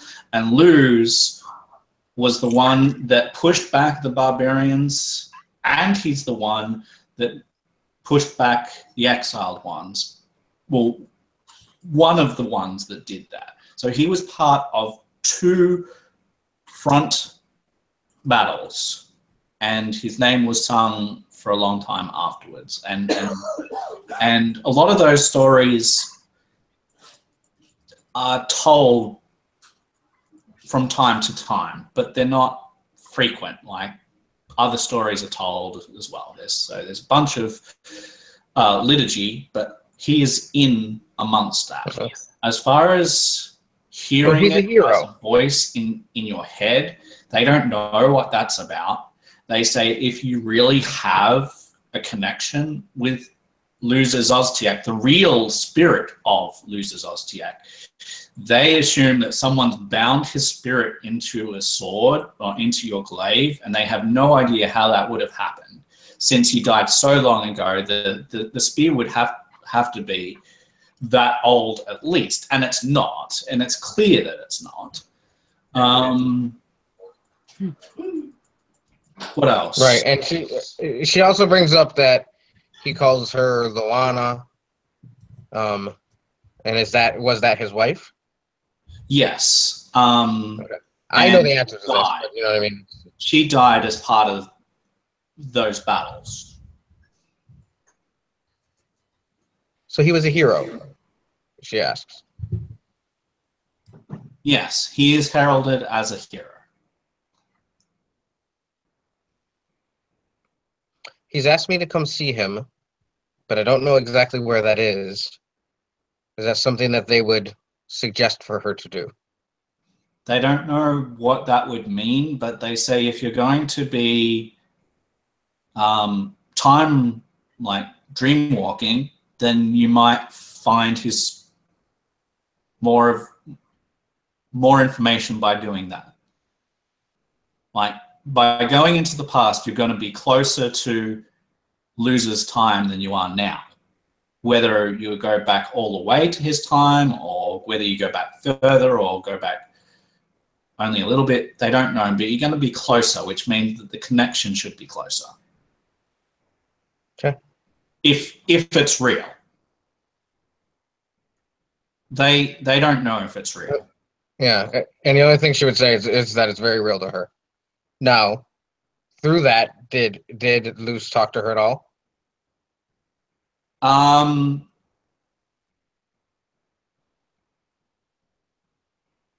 Luz only says, yes, come dreamwalking, basically. Okay. Mm-hmm. And wonderful. Yeah. Thank you for the information. She would end with. When are we to do this dreamwalking? And are we to fast? Yes, it is very important that the whole group fasts, and depending on when you start the fast, it will mean when the whole thing begins. So you need an entire full 24 hours of fasting. So it'll at least be 24 hours from now, if not a little bit longer. And it depends where you want to do it. If you want to do it here, which a lot of these tribes are leaving from here in the next days. You've seen some people packing up and things like that because we came for the council and the council has been.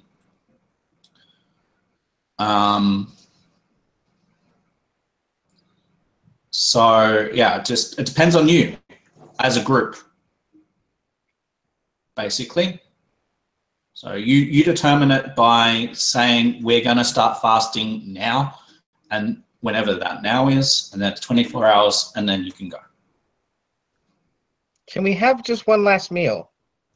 Like a big one? Yes. Make it easier to fast. Yes, you may. Right, so that would be her suggestion. If the group wasn't invited into the meeting, she would relay all that information to them. And right. Yeah, Okay. That would be that. Okay. So, Thanks. I'm sorry, guys. Yeah, I mean, I wish I didn't have to. No, you've got children. You have to look after them. So. Yeah, you know what I mean. It's being a dad is fun. Oh yeah, and you can always But watch yeah, the last so episode or catch up on it. yeah, I'll catch up on it. So, All all right, guys, you have fun. It was great seeing you all again. I love you guys. cool. Bye bye. All right, I'll catch you later. Thanks. All right. So, everyone else, what's going on? Obviously, you get all this information. I don't know if it's helpful to anyone. Argus starts talking, well, mentions to Ragierd and Inti as we were waiting on him to get out from the council. By the way, I found out something very interesting. And What's that? I need to ask Matt, when I was asking about the groups that people have been fighting the past 2 months, did they give me any consistent answer? All right.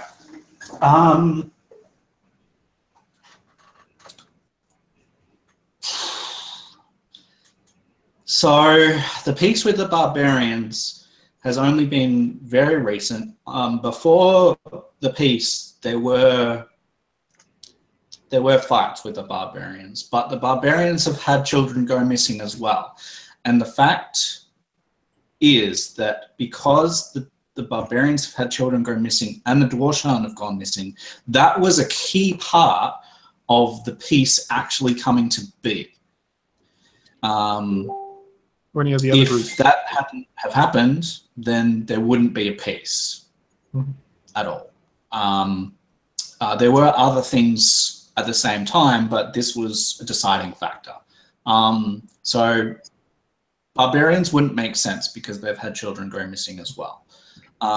As far as other fights, there's not been anything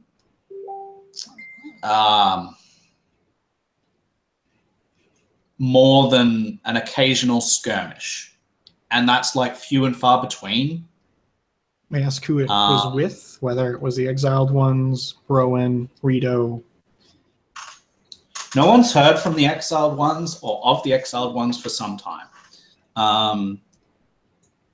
They haven't been around from what most of you can tell. There would have been ones with Rito. Let's have a look. 1 second. What am I looking at? 1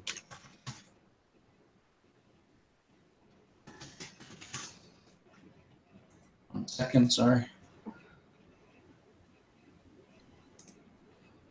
I just need to quickly look at my map again. Oh.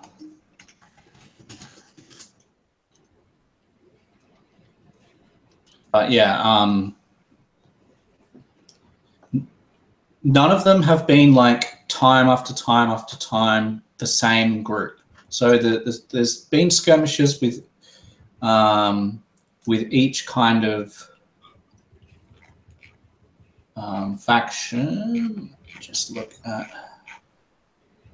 All right, so the primary ones, yeah, there was probably Rito is going to be the most recent one. They haven't really had a skirmish with Browan because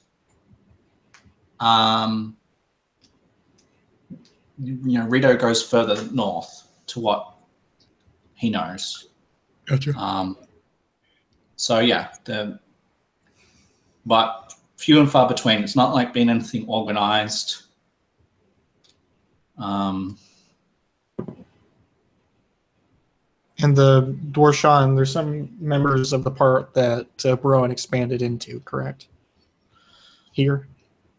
There's some part of what that the Dwarshan have expanded into?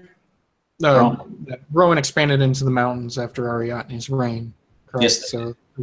So there should be some from that general area, correct? Yeah, Unless, generally they're a little bit more south, but there have been little scuffles here and there. okay, so it hasn't been entirely peaceful. Not entirely. Okay. especially when the peace was made between the barbarians. That has caused a fair bit of unrest. That would, yeah, okay. All right. And maybe that's why there's been more patrols. Like the patrols have only been increasing since then, but maybe there's some other reason. Like, but that's as good a reason as any. Aye. As to what, Tinty? I've been talking with all of the families. You can see his face is unusually dour. Like he's been very straight-laced, very straightforward, as he was with Boy. You know, he talks to everyone either as an equal or as a younger person that needs to be taught proper form. He's just like a straight military mindset in everything he does. This is the most sympathetic his tone of voice he's put on. All of the families with their missing kids started about a month ago, from what I've gathered. All of them have been to the west, which means it has been in Rido and it's been in Browen.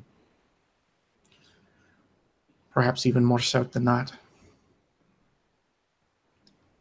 So we have it.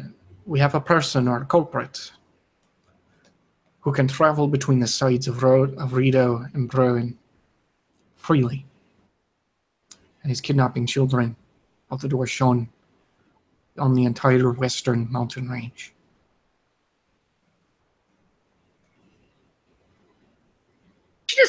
She's looking at you like she's visibly like very pissed about this. Like she's so like this, like hearing you like explain the shit, like when it all like dawned, like she goes from having this like kind of like expressionless kind of like smile, like I don't know what's happening, and then when you start going on in more detail and then it finally ends, she's just like,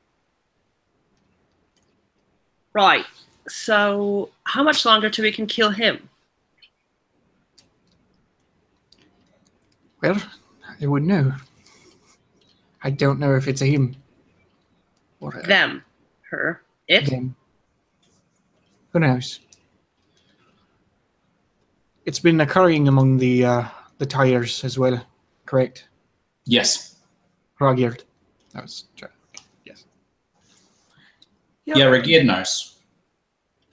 She'd have interjected too, just saying like it's happened among us, it's happened among the barbarians, and Roangate would also know that the barbarian tribes that have experienced the loss are the ones that are more west than the other barbarian tribes. Okay. Oh, so it's not the tires. There are only two groups I know of that could travel freely in the mountain ranges: tires and dwarshan. So we're either dealing with something from within, or we're dealing with someone who has networks in both countries of the human nations. How much do you know of those human nations as a character? Not very, just that they exist. He's never been that far west. He's traveled north a bit. He's been in Farenoff. That's where mercenary work's going to have its greatest pay.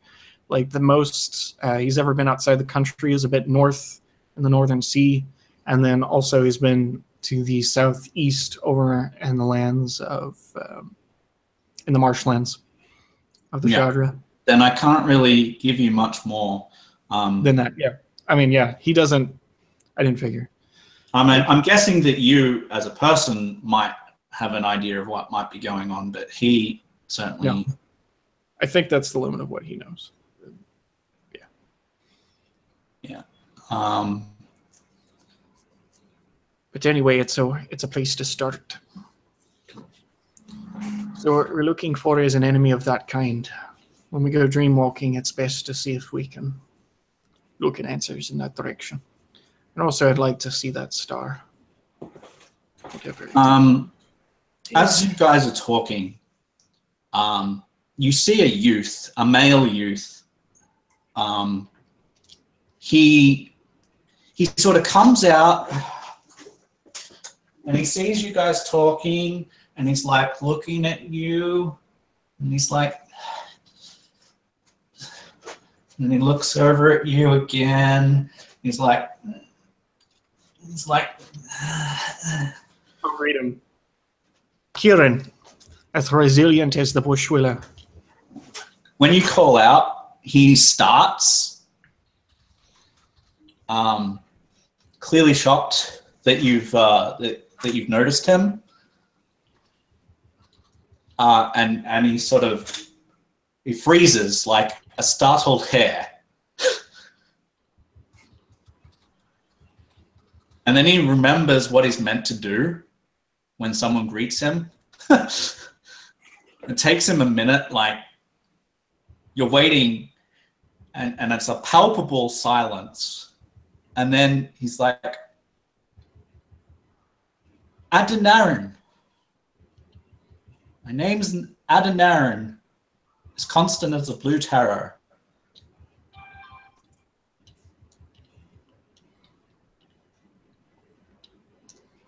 Are you familiar with this one, Auntie? She is not.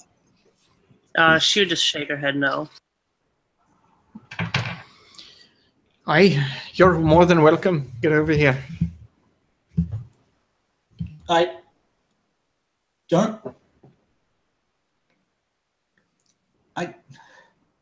I'm really sorry.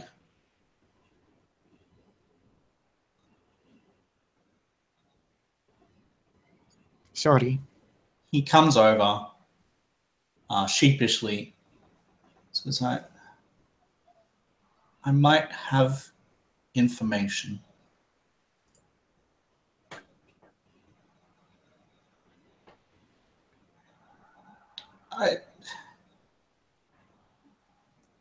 He says,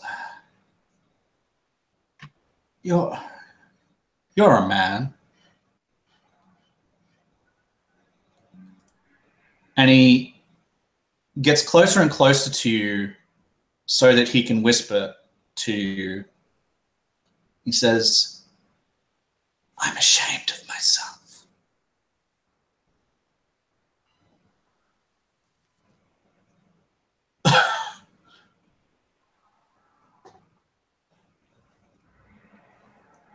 He says, I heard something in the night. One of the nights when one of the children went missing. I heard, I might have been dreaming, I don't know.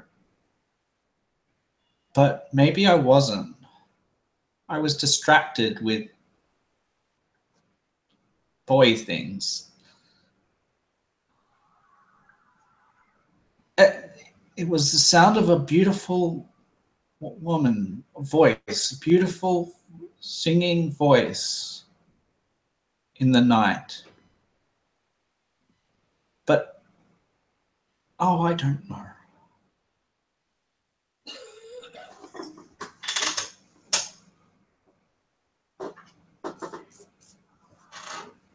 Did she speak dwarshan, or was it another language?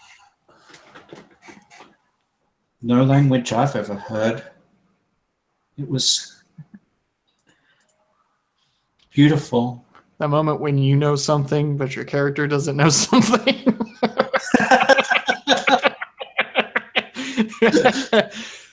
I know, right? It's Yeah. it's the worst. Yes, of course. All right, that would be it.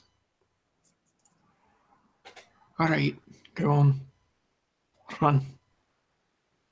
Please don't tell. Leave immediately, and I might consider it. He runs.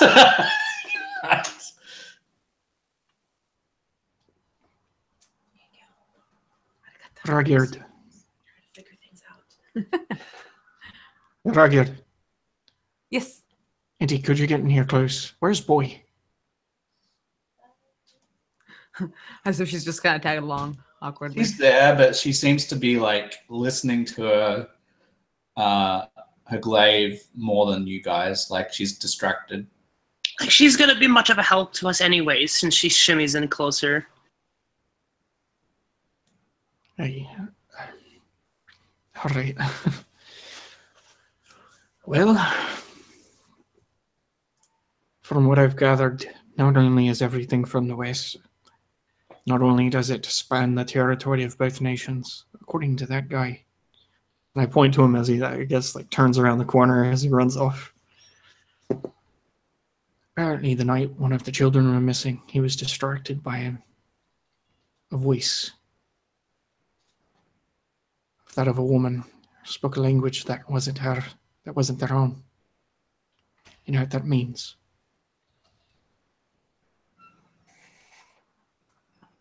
It means that it wasn't human and it wasn't dwarshan. That's what I was going to say.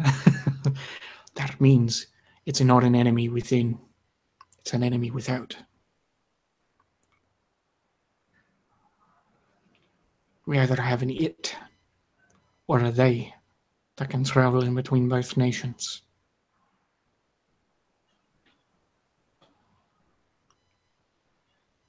Do you think we can find it in the dreamscape? Let's rule out, because he said it was a female voice. We should probably find out where that thing pointing to the lake was from. If so, maybe we can rule out whether or not that's responsible.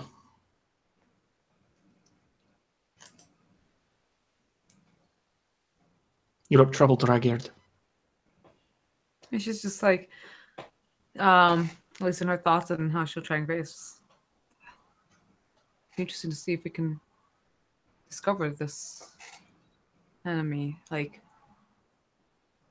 So it can disguise itself like us or something. Like how? how much does Regid know about the human lands? Probably about as much as whatever exposure she had with the barbarians and her tribe. It depends on if you rated them or not.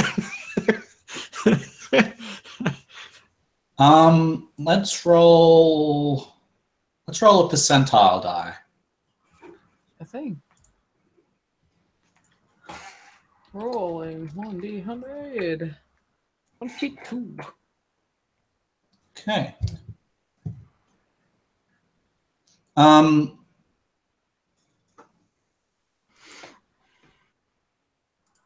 So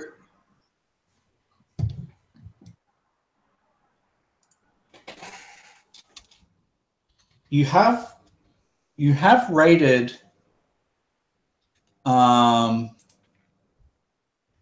Rito.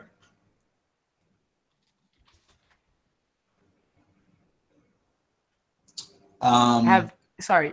Yeah, it's heard Rito. You've raided Rito, which is one of the human nations. And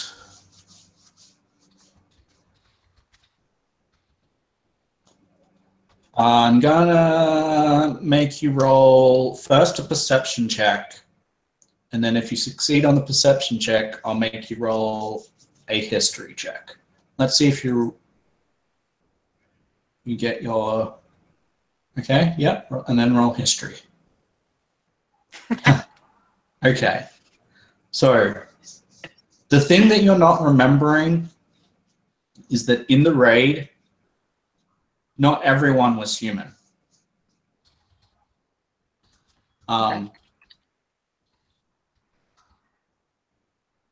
But when you were doing the raid, you noticed that not everyone was human. And you noticed that the single person that was not human was a member of the upper elite or aristocracy of this place that you raided, was very wealthy and had pointed ears.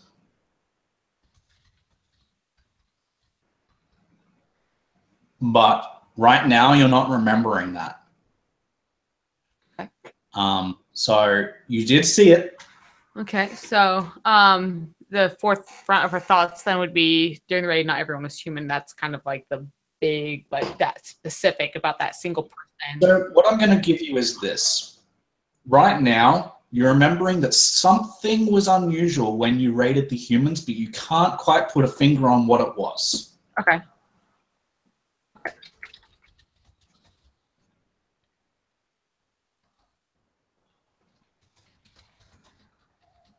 She'd relay that, just kind of reflecting back and whatnot, just like that. You think that you could possibly go back to the witch doctor and get something like, or meditate, meditate maybe, to try and remember what was unusual. Okay, yeah. Her thoughts are working and whatnot, just trying to relay what she could. Just maybe something with meditation. It's on the tip of my tongue, but yeah, give me some time. I hopefully will be able to recall what it is that I can't remember. Well, now the question remains, are you guys willing to go through the Dreamwalking now, tomorrow? Pats her things like, been ready? Is that our last meal? Call it good. Do you think it'll be different for me? Just kind of points to herself. You don't think it'll be... Oh, well, you think maybe no one's ever heard of anyone that wasn't a dwarshan going dreamwalking, so... We have two with us. Here we go.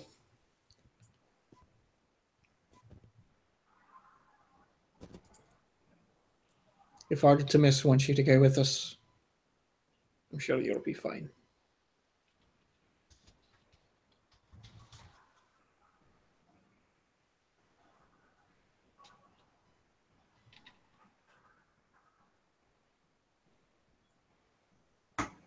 So I can go tell the elders that we'll be doing it tomorrow. She nods. I'll go give word both to the witch doctor and to the elders that we're willing, and we found out what we needed to find out, and that we're going on the dream walk, going on a walkabout. All right. So let me make sure that I'm hitting all of my things here.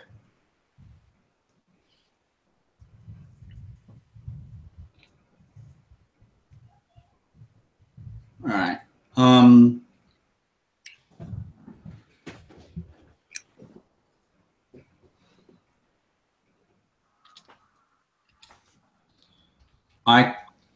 Yep, I can tell you that. So,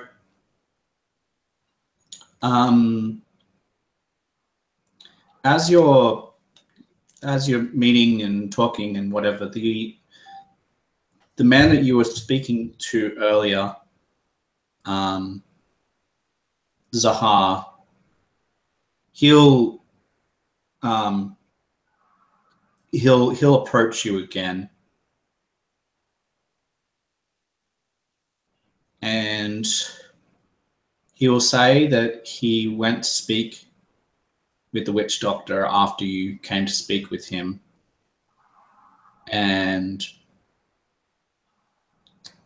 he has a suggestion. He says that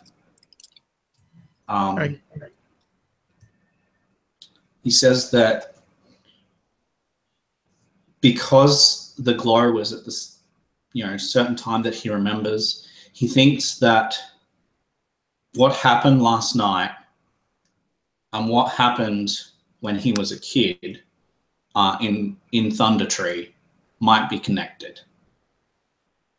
And he says that if they are, you should do the dream walk at the Berberoka.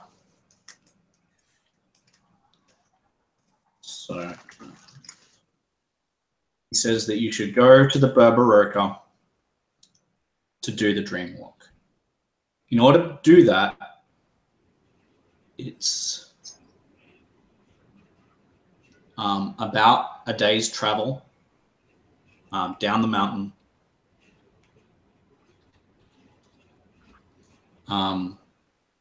And you all could go. He says that the path would be dangerous if you go straight there, but would be much quicker. He says if you go around, it's going to take more like a week. But if you go straight down the mountain, it's more dangerous, but it's quicker. He says, I'm not sure how much time you have, but it seems like time is of the essence. Were you there exactly? What happened there when you were a kid? He says at the Berberoka, it's the closest pool of reflective water to where Thunder Tree once was. I see. If we go into Thunder Tree, we'll get acquainted with I forgot his name.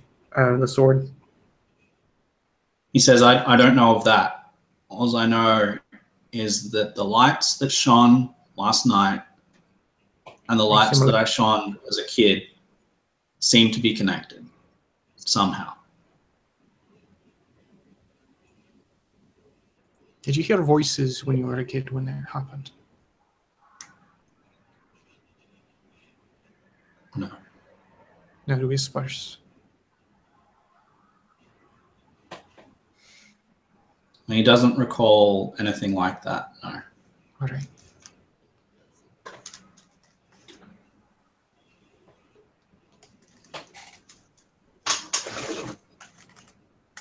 Glue.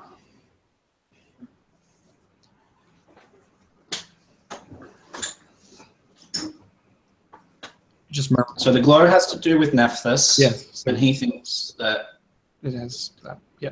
somehow his history or what happened at that time that he doesn't fully remember because it was so many hundreds of years ago. He says that maybe you could go back there and maybe there's An answer. maybe there's some sort of sign. Oi. We will. It's the best idea I've heard all day.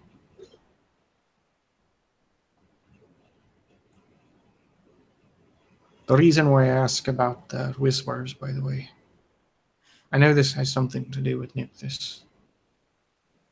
I just wanted to see if you've experienced her presence.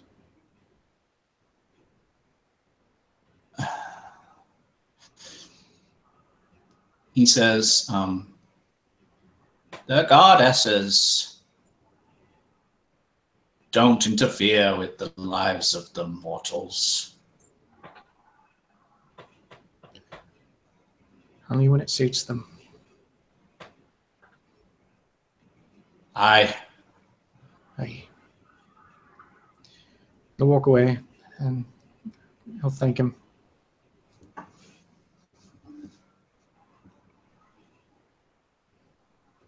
As he runs back to the group, sprinting. We've got a place! I'll relay everything. I just regurgitate everything, basically. All right. So, you know that if you were to go straight there, you would follow where the river goes down. Oh, it's not a stream, I guess, from out of the lake where it empties down, straight down the cliff. There is a bit of a path. It's worn. It's almost hardly there, so it's quite dangerous, but you think you could make it if if you are careful. And it would be all the way down to the bottom of the mountain on that side. And that's where the Berberoka is.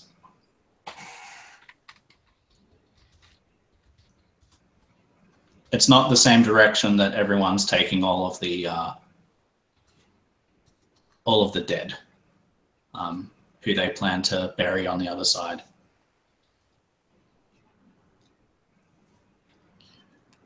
Anyone have any objections going down the dangerous way? She shakes her head. I'm tough. I'm just like dangerous. All right. So any final preparations before you head off that way? We got medicine. Got my gear. Ra would say bye to her, the companion that she had come with, and just like, Sure. Yeah. take care. So they always say hi when you get back to them and such. All right. I pack extra rations from basically anything that's easy to preserve, just fruits. Yeah. And of course, I wrap them up with double lining so I don't smell them, because we're going to have to not eat on our journey down there for us to be able to actually commune with Nephthys. Sure. And not piss her off. So sounds good. I will double wrap them. Yeah. So I don't smell them. All right. And obviously there will be available any climbing equipment that you guys require. You can all have a climbing kit for free.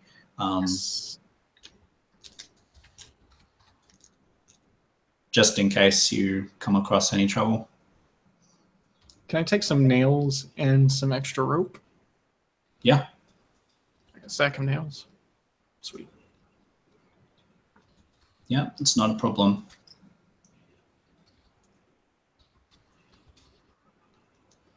That's it for me. All right. So you start on your way. Let me grab your characters. All right, what have we got? No.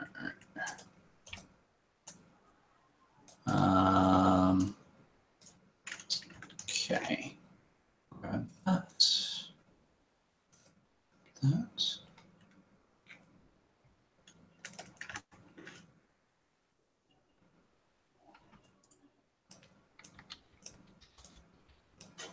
Okay, so I'm just going to change where we're at. Now, for those that are on Roll20, you should be on a dark map. It's black.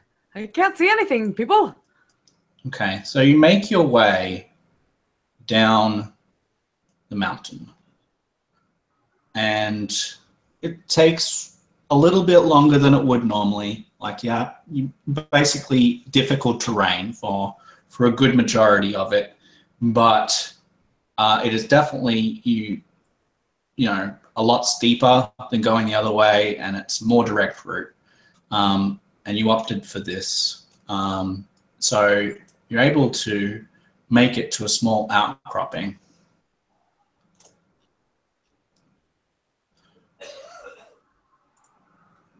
And there are trees around you, a small cliff face ahead of you.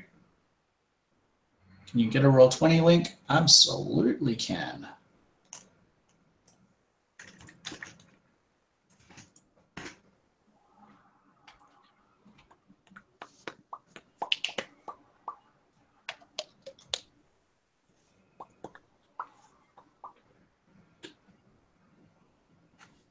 First task, climb down the mountain. Is that belaying all the way down?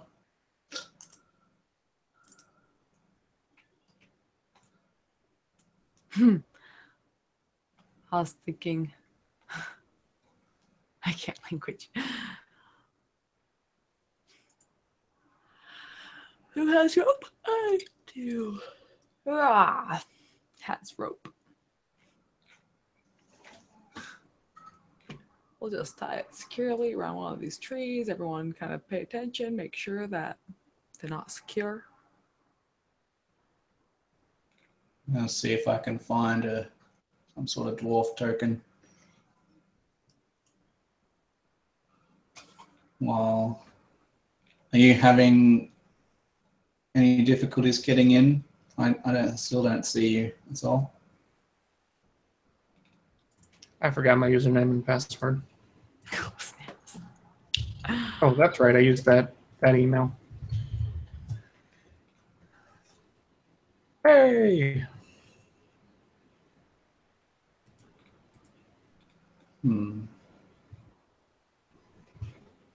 All right, I'm in. Oh, once it loads.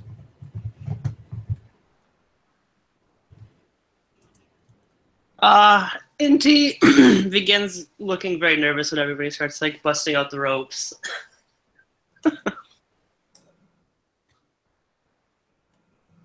It's okay. I'm just grabbing a token for Chepe.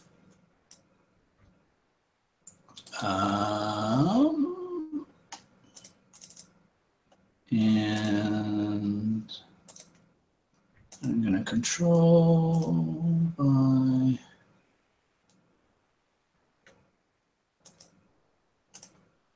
Okay, so you should now have control of that. Aggress. And I'm going to give you some bars. There we go.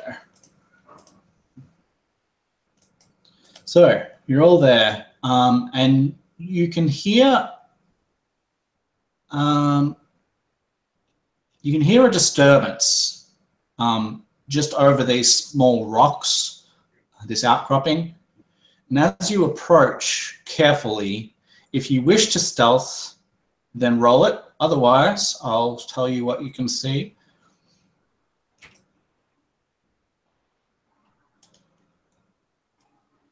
$19 on stealth. You see before you the stream that leads down from the upper areas, and you see 3 vultures that are feasting on the remains of the women, inverted commas, that have come tumbling down the cliff.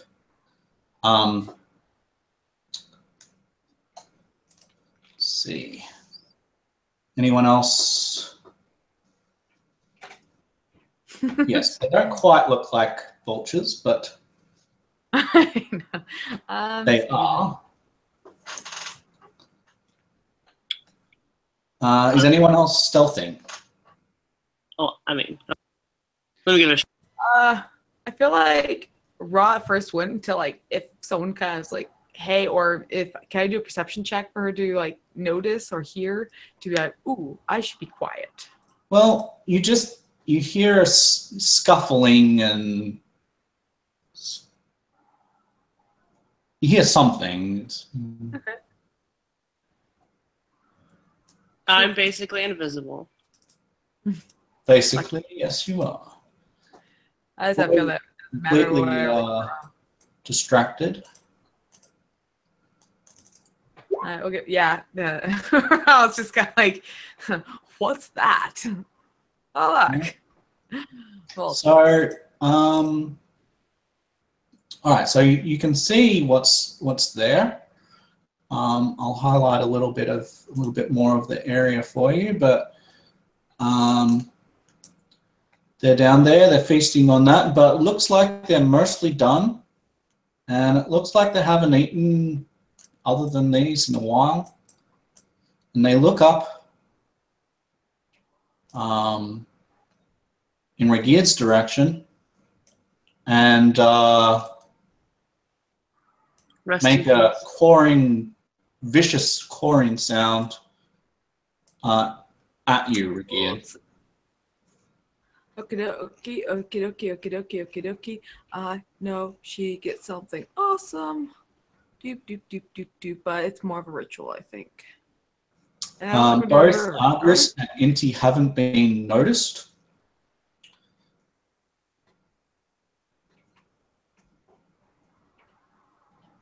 Dang it.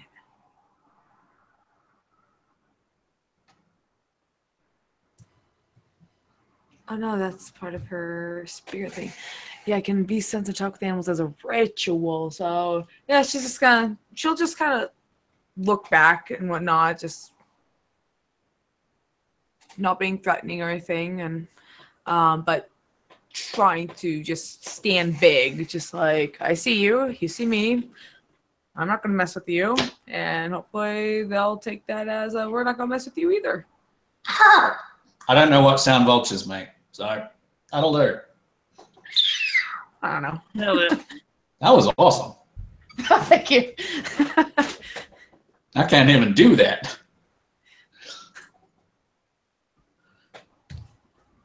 I got lucky. All I did was like, you are each where you are. You can see that they're now looking in Regeer's direction. They haven't.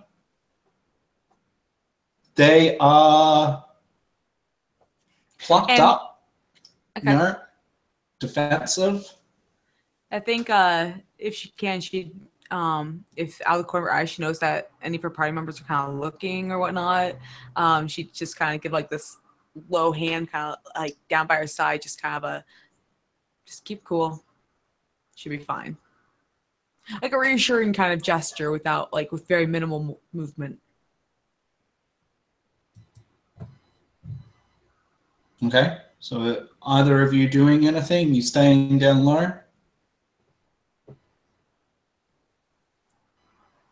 My character's actually going to break from cover, and she's going to cast, for my second level spell slot, Animal Friendship on 2 of the birds. And she's going to, like, when she comes out, she throws her hands out, and she kind of speaks in this, like, sort of ethereal, sort of very ancient language as she's speaking down to the birds, trying to basically tell them that we are your friends. We don't mean you harm.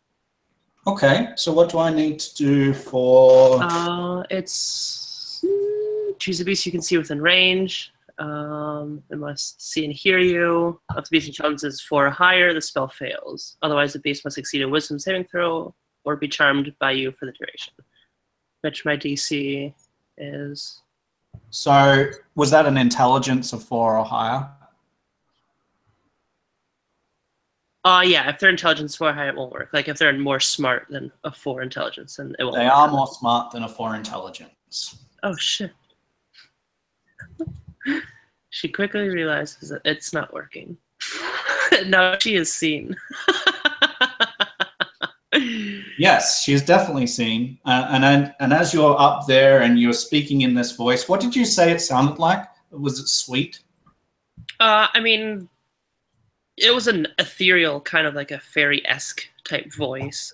So it'd be pleasant to listen to for humanoids. It'd be pleasant. I'm not sure if it'd be as pleasant for an animal to hear. All right. So yeah, one of them, the one nearest to you, sort of looks directly at you, and this one's looking at. This one's looking at Regeer. 1 second. And plucks itself up. Clearly disturbed. Okay, she'll just say to herself, how about this? And she'll slap her hands together, make a few hand gestures, and whisper to herself, and then she'll cast Speak with Animals on herself. Okay.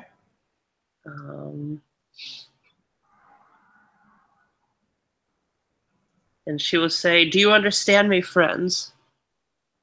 Food! Not food. We're not food. And she'll just hold her hands out to them.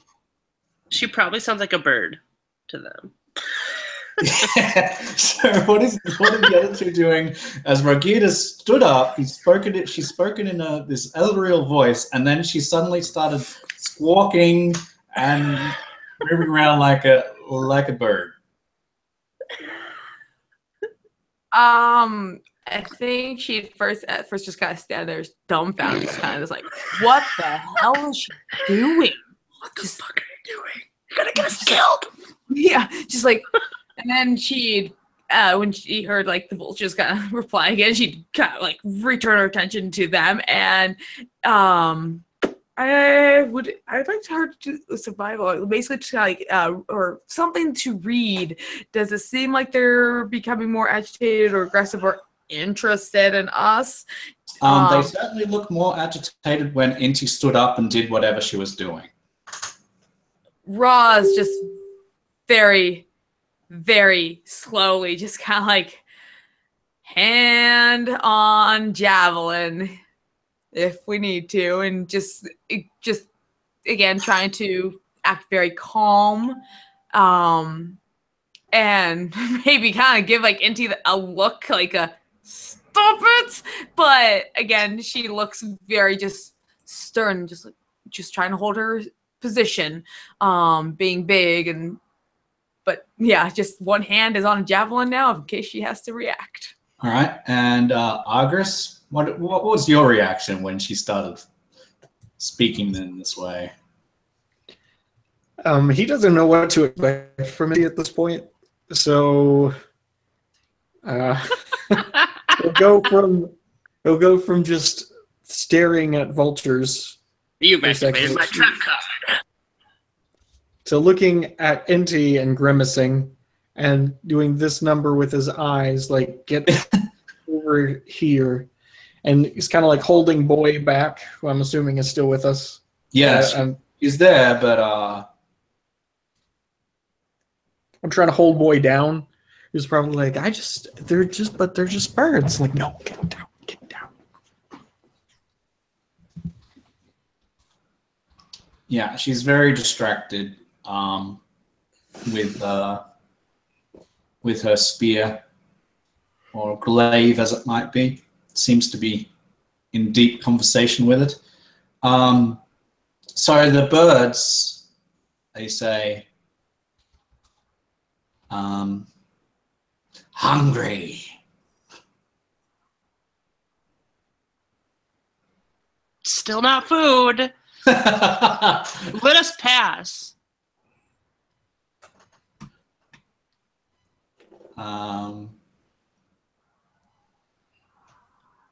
Give food. She groans. Do we have anything for these things? Any food? She won't look at anybody. She's not trying to give away positions, but she's going to just gesture down to the birds. They're hungry. We have extra supplies. Yeah, Rod probably have like just some jerky on her, but she would probably more likely be like, say it's like if you can just like this sudden like thinking like, wait, why is she asking if we have food for them? I don't know. She's speaking gibberish. Maybe she's got something to it. We could hunt for some. Well, they're not gonna. They can hunt for it too. She'll like go to look and then she'll stop herself. They're asking us for food and they think that we're food. Just kind of like reluctant, like shake her head, like, yeah, we are.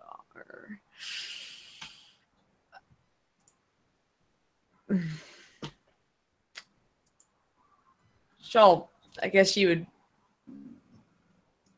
carefully, slowly just reach in and hold out like just a piece of jerky, just kind of like this.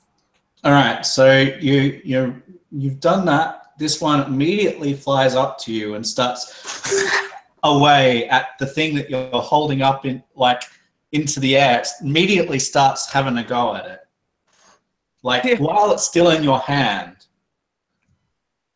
Yeah. Okay. Yeah. She just like let go as fast as she could. Like as soon as it came, she like tossed it, just kind of like catch it. And she's also in the back of her head going, "Oh, this is stupid. This is really stupid." And she just tell the others like, "Yeah, we're gonna have to kill them, or figure out The how to other scare them one off. will come up this way and will start to also have a go at the same thing. Now, both of them are like beaking away, biting away at whatever you've given them. You could Can I disengage yell at this out? point. Is there a way that I could like try to cry if I'm speaking to the animals? I'm not sure how specific I can get, but like would I be able to cry out with like the same kind of like maybe the sound of like a brood mother would have with like telling her chicks to stop? Like a very commanding stop doing that. Like can I like I'm just asking, can I put a personality thing So into it? you could put a Like personality into intimidate? it, and you Like can an make an intimidation check, yes. Okay. Sorry, that was really long-winded.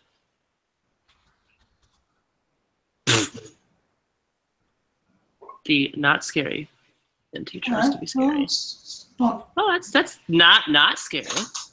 yeah, let's see. Intimidation versus... Oh, yeah, okay. So both of them... I'm gonna use my. Can I use my inspiration if I have to? well, 17's pretty good. Oh, okay.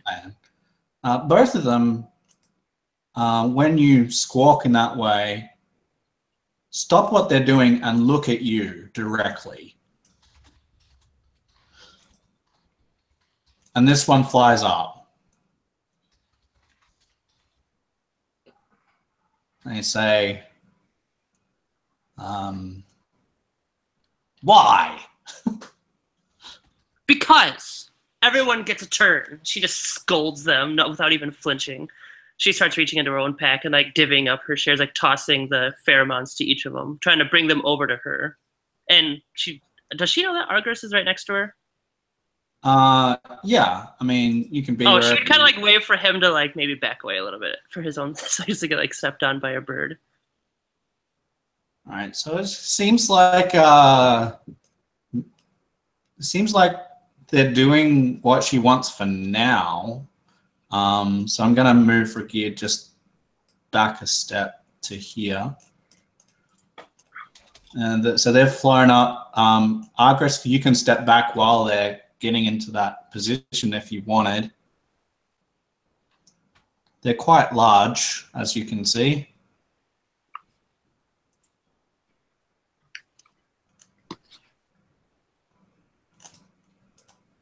All right.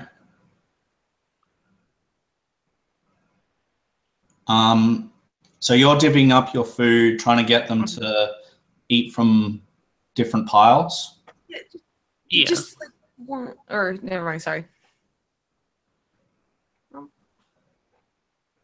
right. Around her, yeah. Well, it takes all of, like... Because it looked like they were about ready to tear Rug-geared up.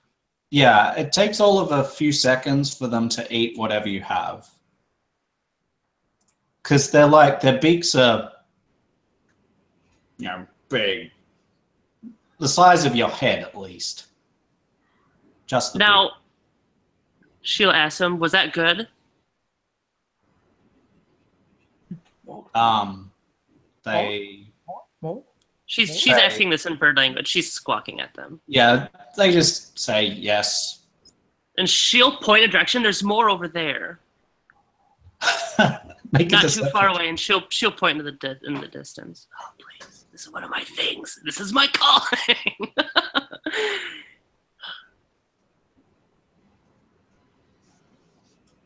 Please tell me you have prestidigitation or a minor illusion spell that can make a smell. Yeah, I do. You could just make the smell of a dead body over there. All right. 17s per day. Yeah, I mean, they fly in that direction.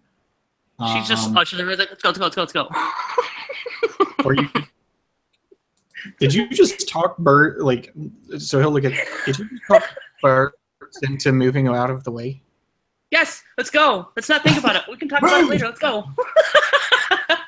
And she's gonna like try to cling to Argus. like her small, Right, that's- skinny little 20 body going like, help. That's right, our arrangement. He'll tie the extra rope around his waist. Try to give him a bit of slack. Tie it on yours. Let's go. She does it. All right, so what I'm going to say is that you can perhaps make it away. However, I'm going to reveal this. So down, and so there's rocky outcrop over there. I'll ping where you need to go to get away. You need to go down here to get away. All right, if you can get there before they realize what you've done. They're gonna be so pissed. All right, so you've got effectively a surprise round here. So move where you want to move. Keep in mind that the rocks are difficult terrain. Everything that's stone that you can see. The grass is fine. The stream you can jump across, or it will need a jump. It's a little bit further than a step to cross. Everything from here down sort of gets less of a stream and becomes more sort of separated and stuff. So you can walk in that. So let me clear the, so what would be better is if I go down to here, would require a jump. Further than that, you can just walk in the water, although further than that is difficult terrain. So move where you want in your surprise round. Go ahead. Okay, difficult terrain. It's difficult terrain. The rocks are, but the grass is not.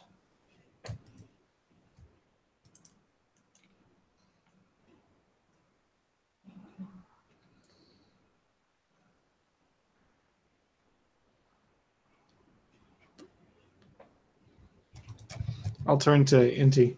Can you make a smell? She already has, yeah. Oh, she already made the smell. Okay. Yeah, that's why they're vanished from the map. And boy can go 1, 2, 3, 4 to about there. Inti. I need Inti to move for me, please, wherever it is that you're moving to. And then we will roll initiative for a chase.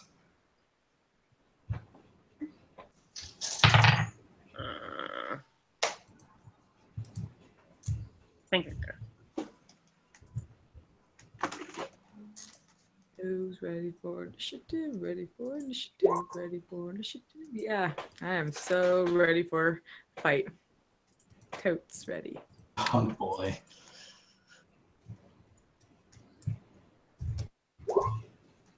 Ah, more than Agris. Gosh. August 3. Oh man. 10 and let's see. Boy.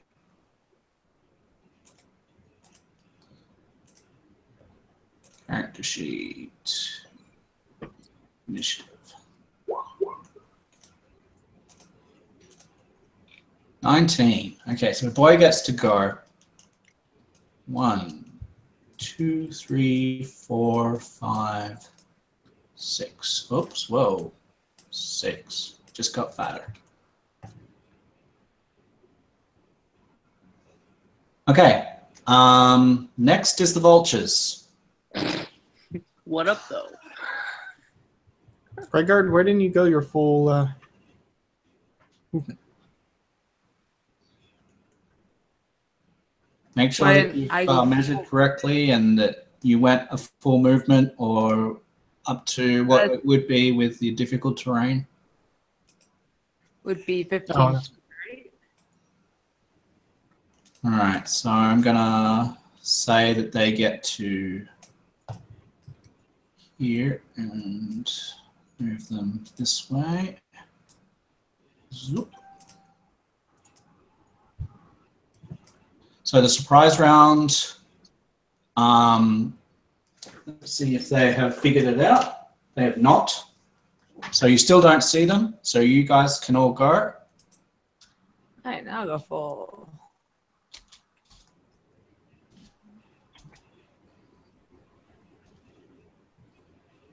No, run. No, your name. You just wake up, buddy. How about orange guy?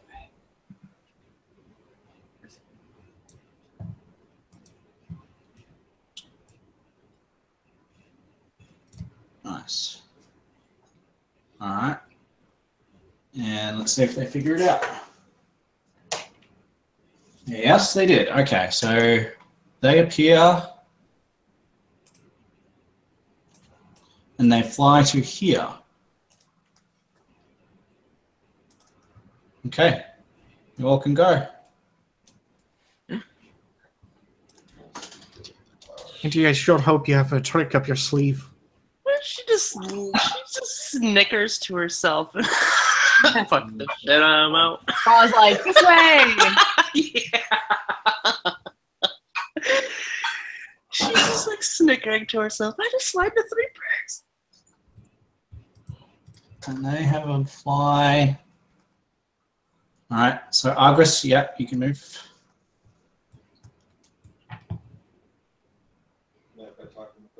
Anyone gets so much farther than me. Oh yeah. Barbarian get extra movement, don't they? All right.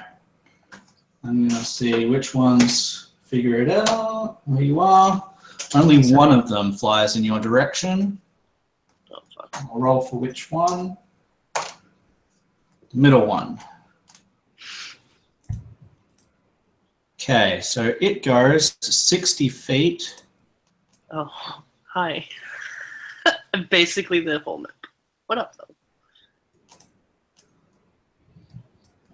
That's...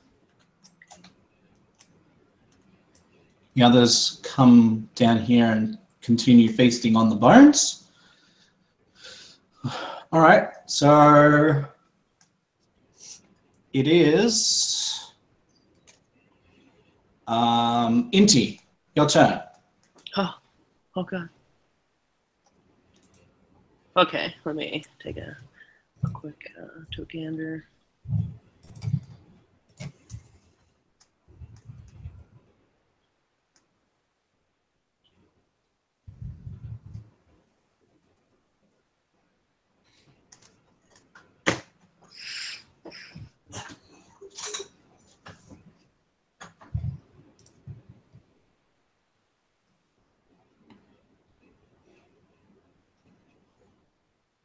So what would you like to do, Inti?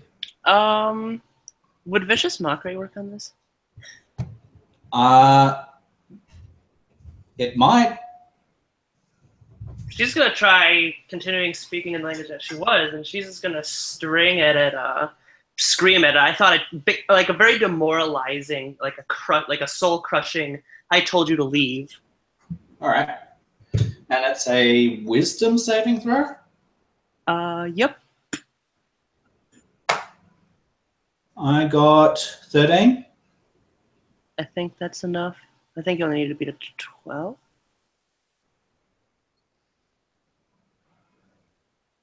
So it should be your proficiency plus your stat plus 10, plus 8, sorry. Proficiency plus stat plus 8. So,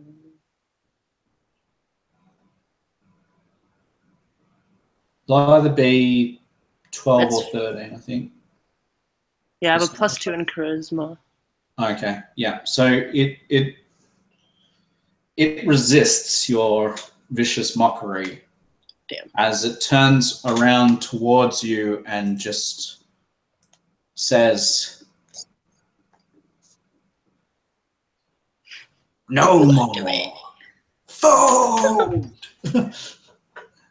And then Mary, or should I say Regeared?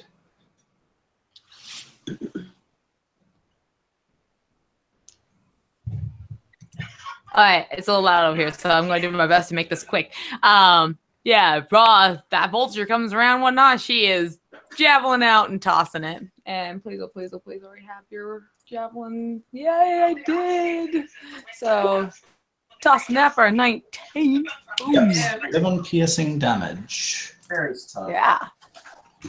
And it'll be all windows too, so she can see the It snow. squawks painfully. Is that all you would like to do? Yeah, that's going to be all that she can, or she can do more, but that's all I'm going to ever do. So, yeah. Argus. It's not actually attacking her, right? It hasn't yet. Which means it would not be within melee range. It's in melee range of Inti, but not you. Okay, so if it's actually within hitting distance, I'm going to go next to the bird.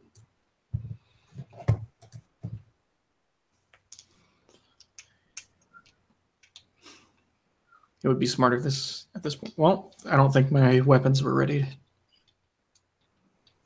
You can interact with a weapon. Yes, I can do that as part of my movement, right? So Yep. Grab out my weapons. I got 2. I'll have just go 2-2. Bakea will come down first, so I'm going to try to hook him in with my dagger to actually push it through with my blade with Helberura. So Bakea goes first. 16 plus 4 is 20. Oh, yeah. Then let me do Helberura.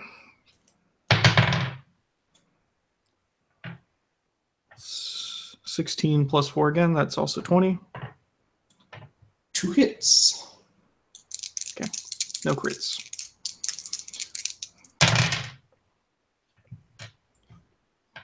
It's 8 plus 4, 12. 12. You have wounded it a lot. Part of the wing gets just sliced off because they're slashing weapons, right? Well, Bakea is a dagger, so it'll stab with the dagger first so I can try to ground it. Yep. And then I'm trying to bring it up with a slice with Helberura. So the second one. Sliced some of the wing off, calls out painfully, and it's its turn. Takes a desperate swipe at you because you're the one that hurt it. Fair enough. The first attack does not hit. The second attack does. Ooh.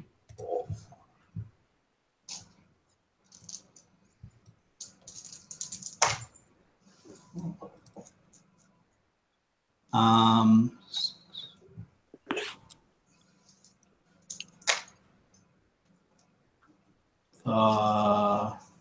14 piercing damage. 14? Damn. A bird. And then let's see if the others notice.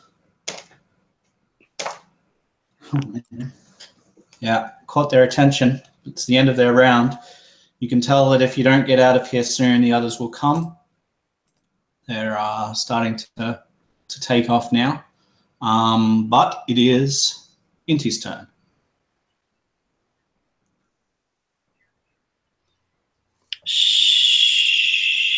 She will draw her dagger with one motion, flick it in the air a few times, catch it by the blade, and just try to over Agris's shoulder, kind of throw it at its throw at it, I guess.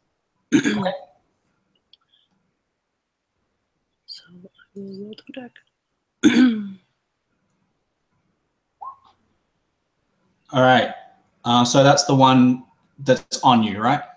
Yeah. Yeah. So describe how your final dagger blow kills it. Okay, as she drew the dagger, she flicks it up in the air, and as it's flicking, like she doesn't even look at it, and she catches the blade, and then just flings her arm, like her elbow kind of catches Agris's like over his shoulder, and it sticks it right in the eye.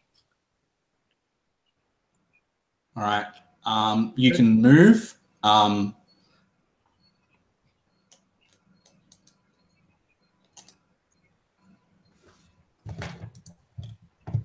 This is food for them. Good point. Move. Yeah, no, she'd kick the bird off the best she can, try to pull the dagger out and run. Retrieves her javelin. Do you want to try and convince the remaining birds that this is their food now? Yeah, she'll call out. She's like, "Here's your food. You're welcome." And she Cannibals. Yeah.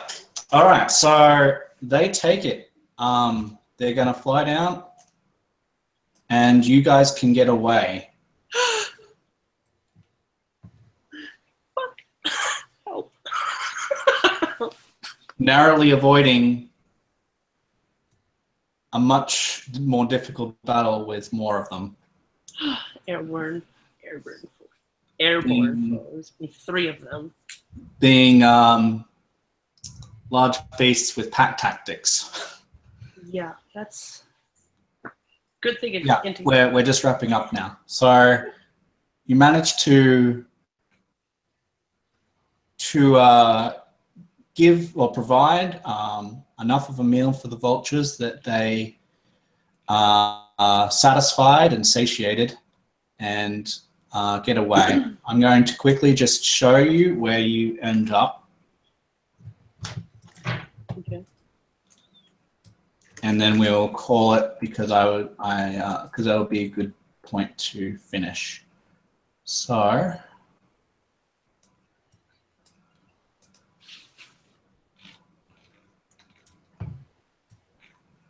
all right. So you continue descending the cliffs.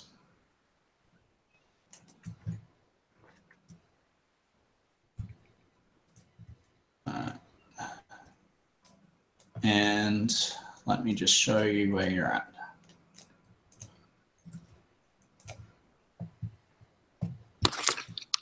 The oops.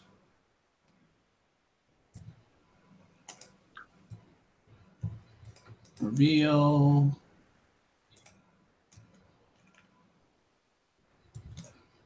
Okay, you're standing on top of a cliff with a fairly clear staircase downwards. This part of the path is a lot more clear than it was. And you're looking down upon a camp. Looks like human soldiers from the top of the cliff. Oh. And you see a big surface of water. And over here, I'll actually reveal all of this.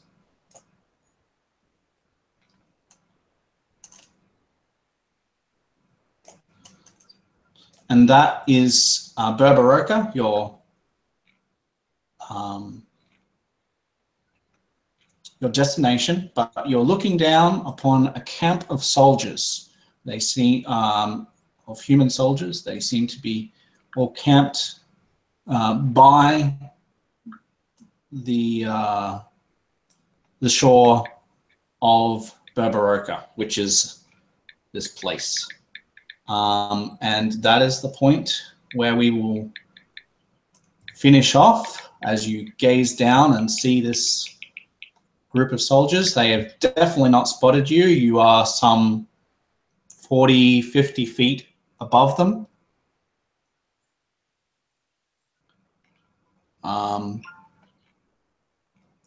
They seem to be otherwise engaged.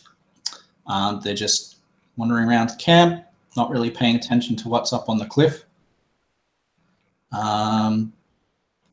yeah, so we'll see what happens next time as they have come across some form of human camp with these soldiers. So for everyone that was watching, thank you for watching, or who does watch. For everyone that's playing, thank you especially for playing your characters and for interacting. I hope that you've had a little bit of some more information and have a bit of an idea of what's going on, hopefully. And hopefully you've had fun. And next time we'll figure out what's ahead for our group, what we decide to do, whether we decide to wake them out or otherwise, see if we can go and talk to them. Whatever you guys wish. Thank you, Chepe, thank you, Tina, and thank you, Mary, for playing your characters. And we will be back at an undetermined time at this point, when we all can. And thank you to Corey, who had to go early, but it was great to have you all. And we'll be back whenever for episode 4. All right, so bye for now. Bye.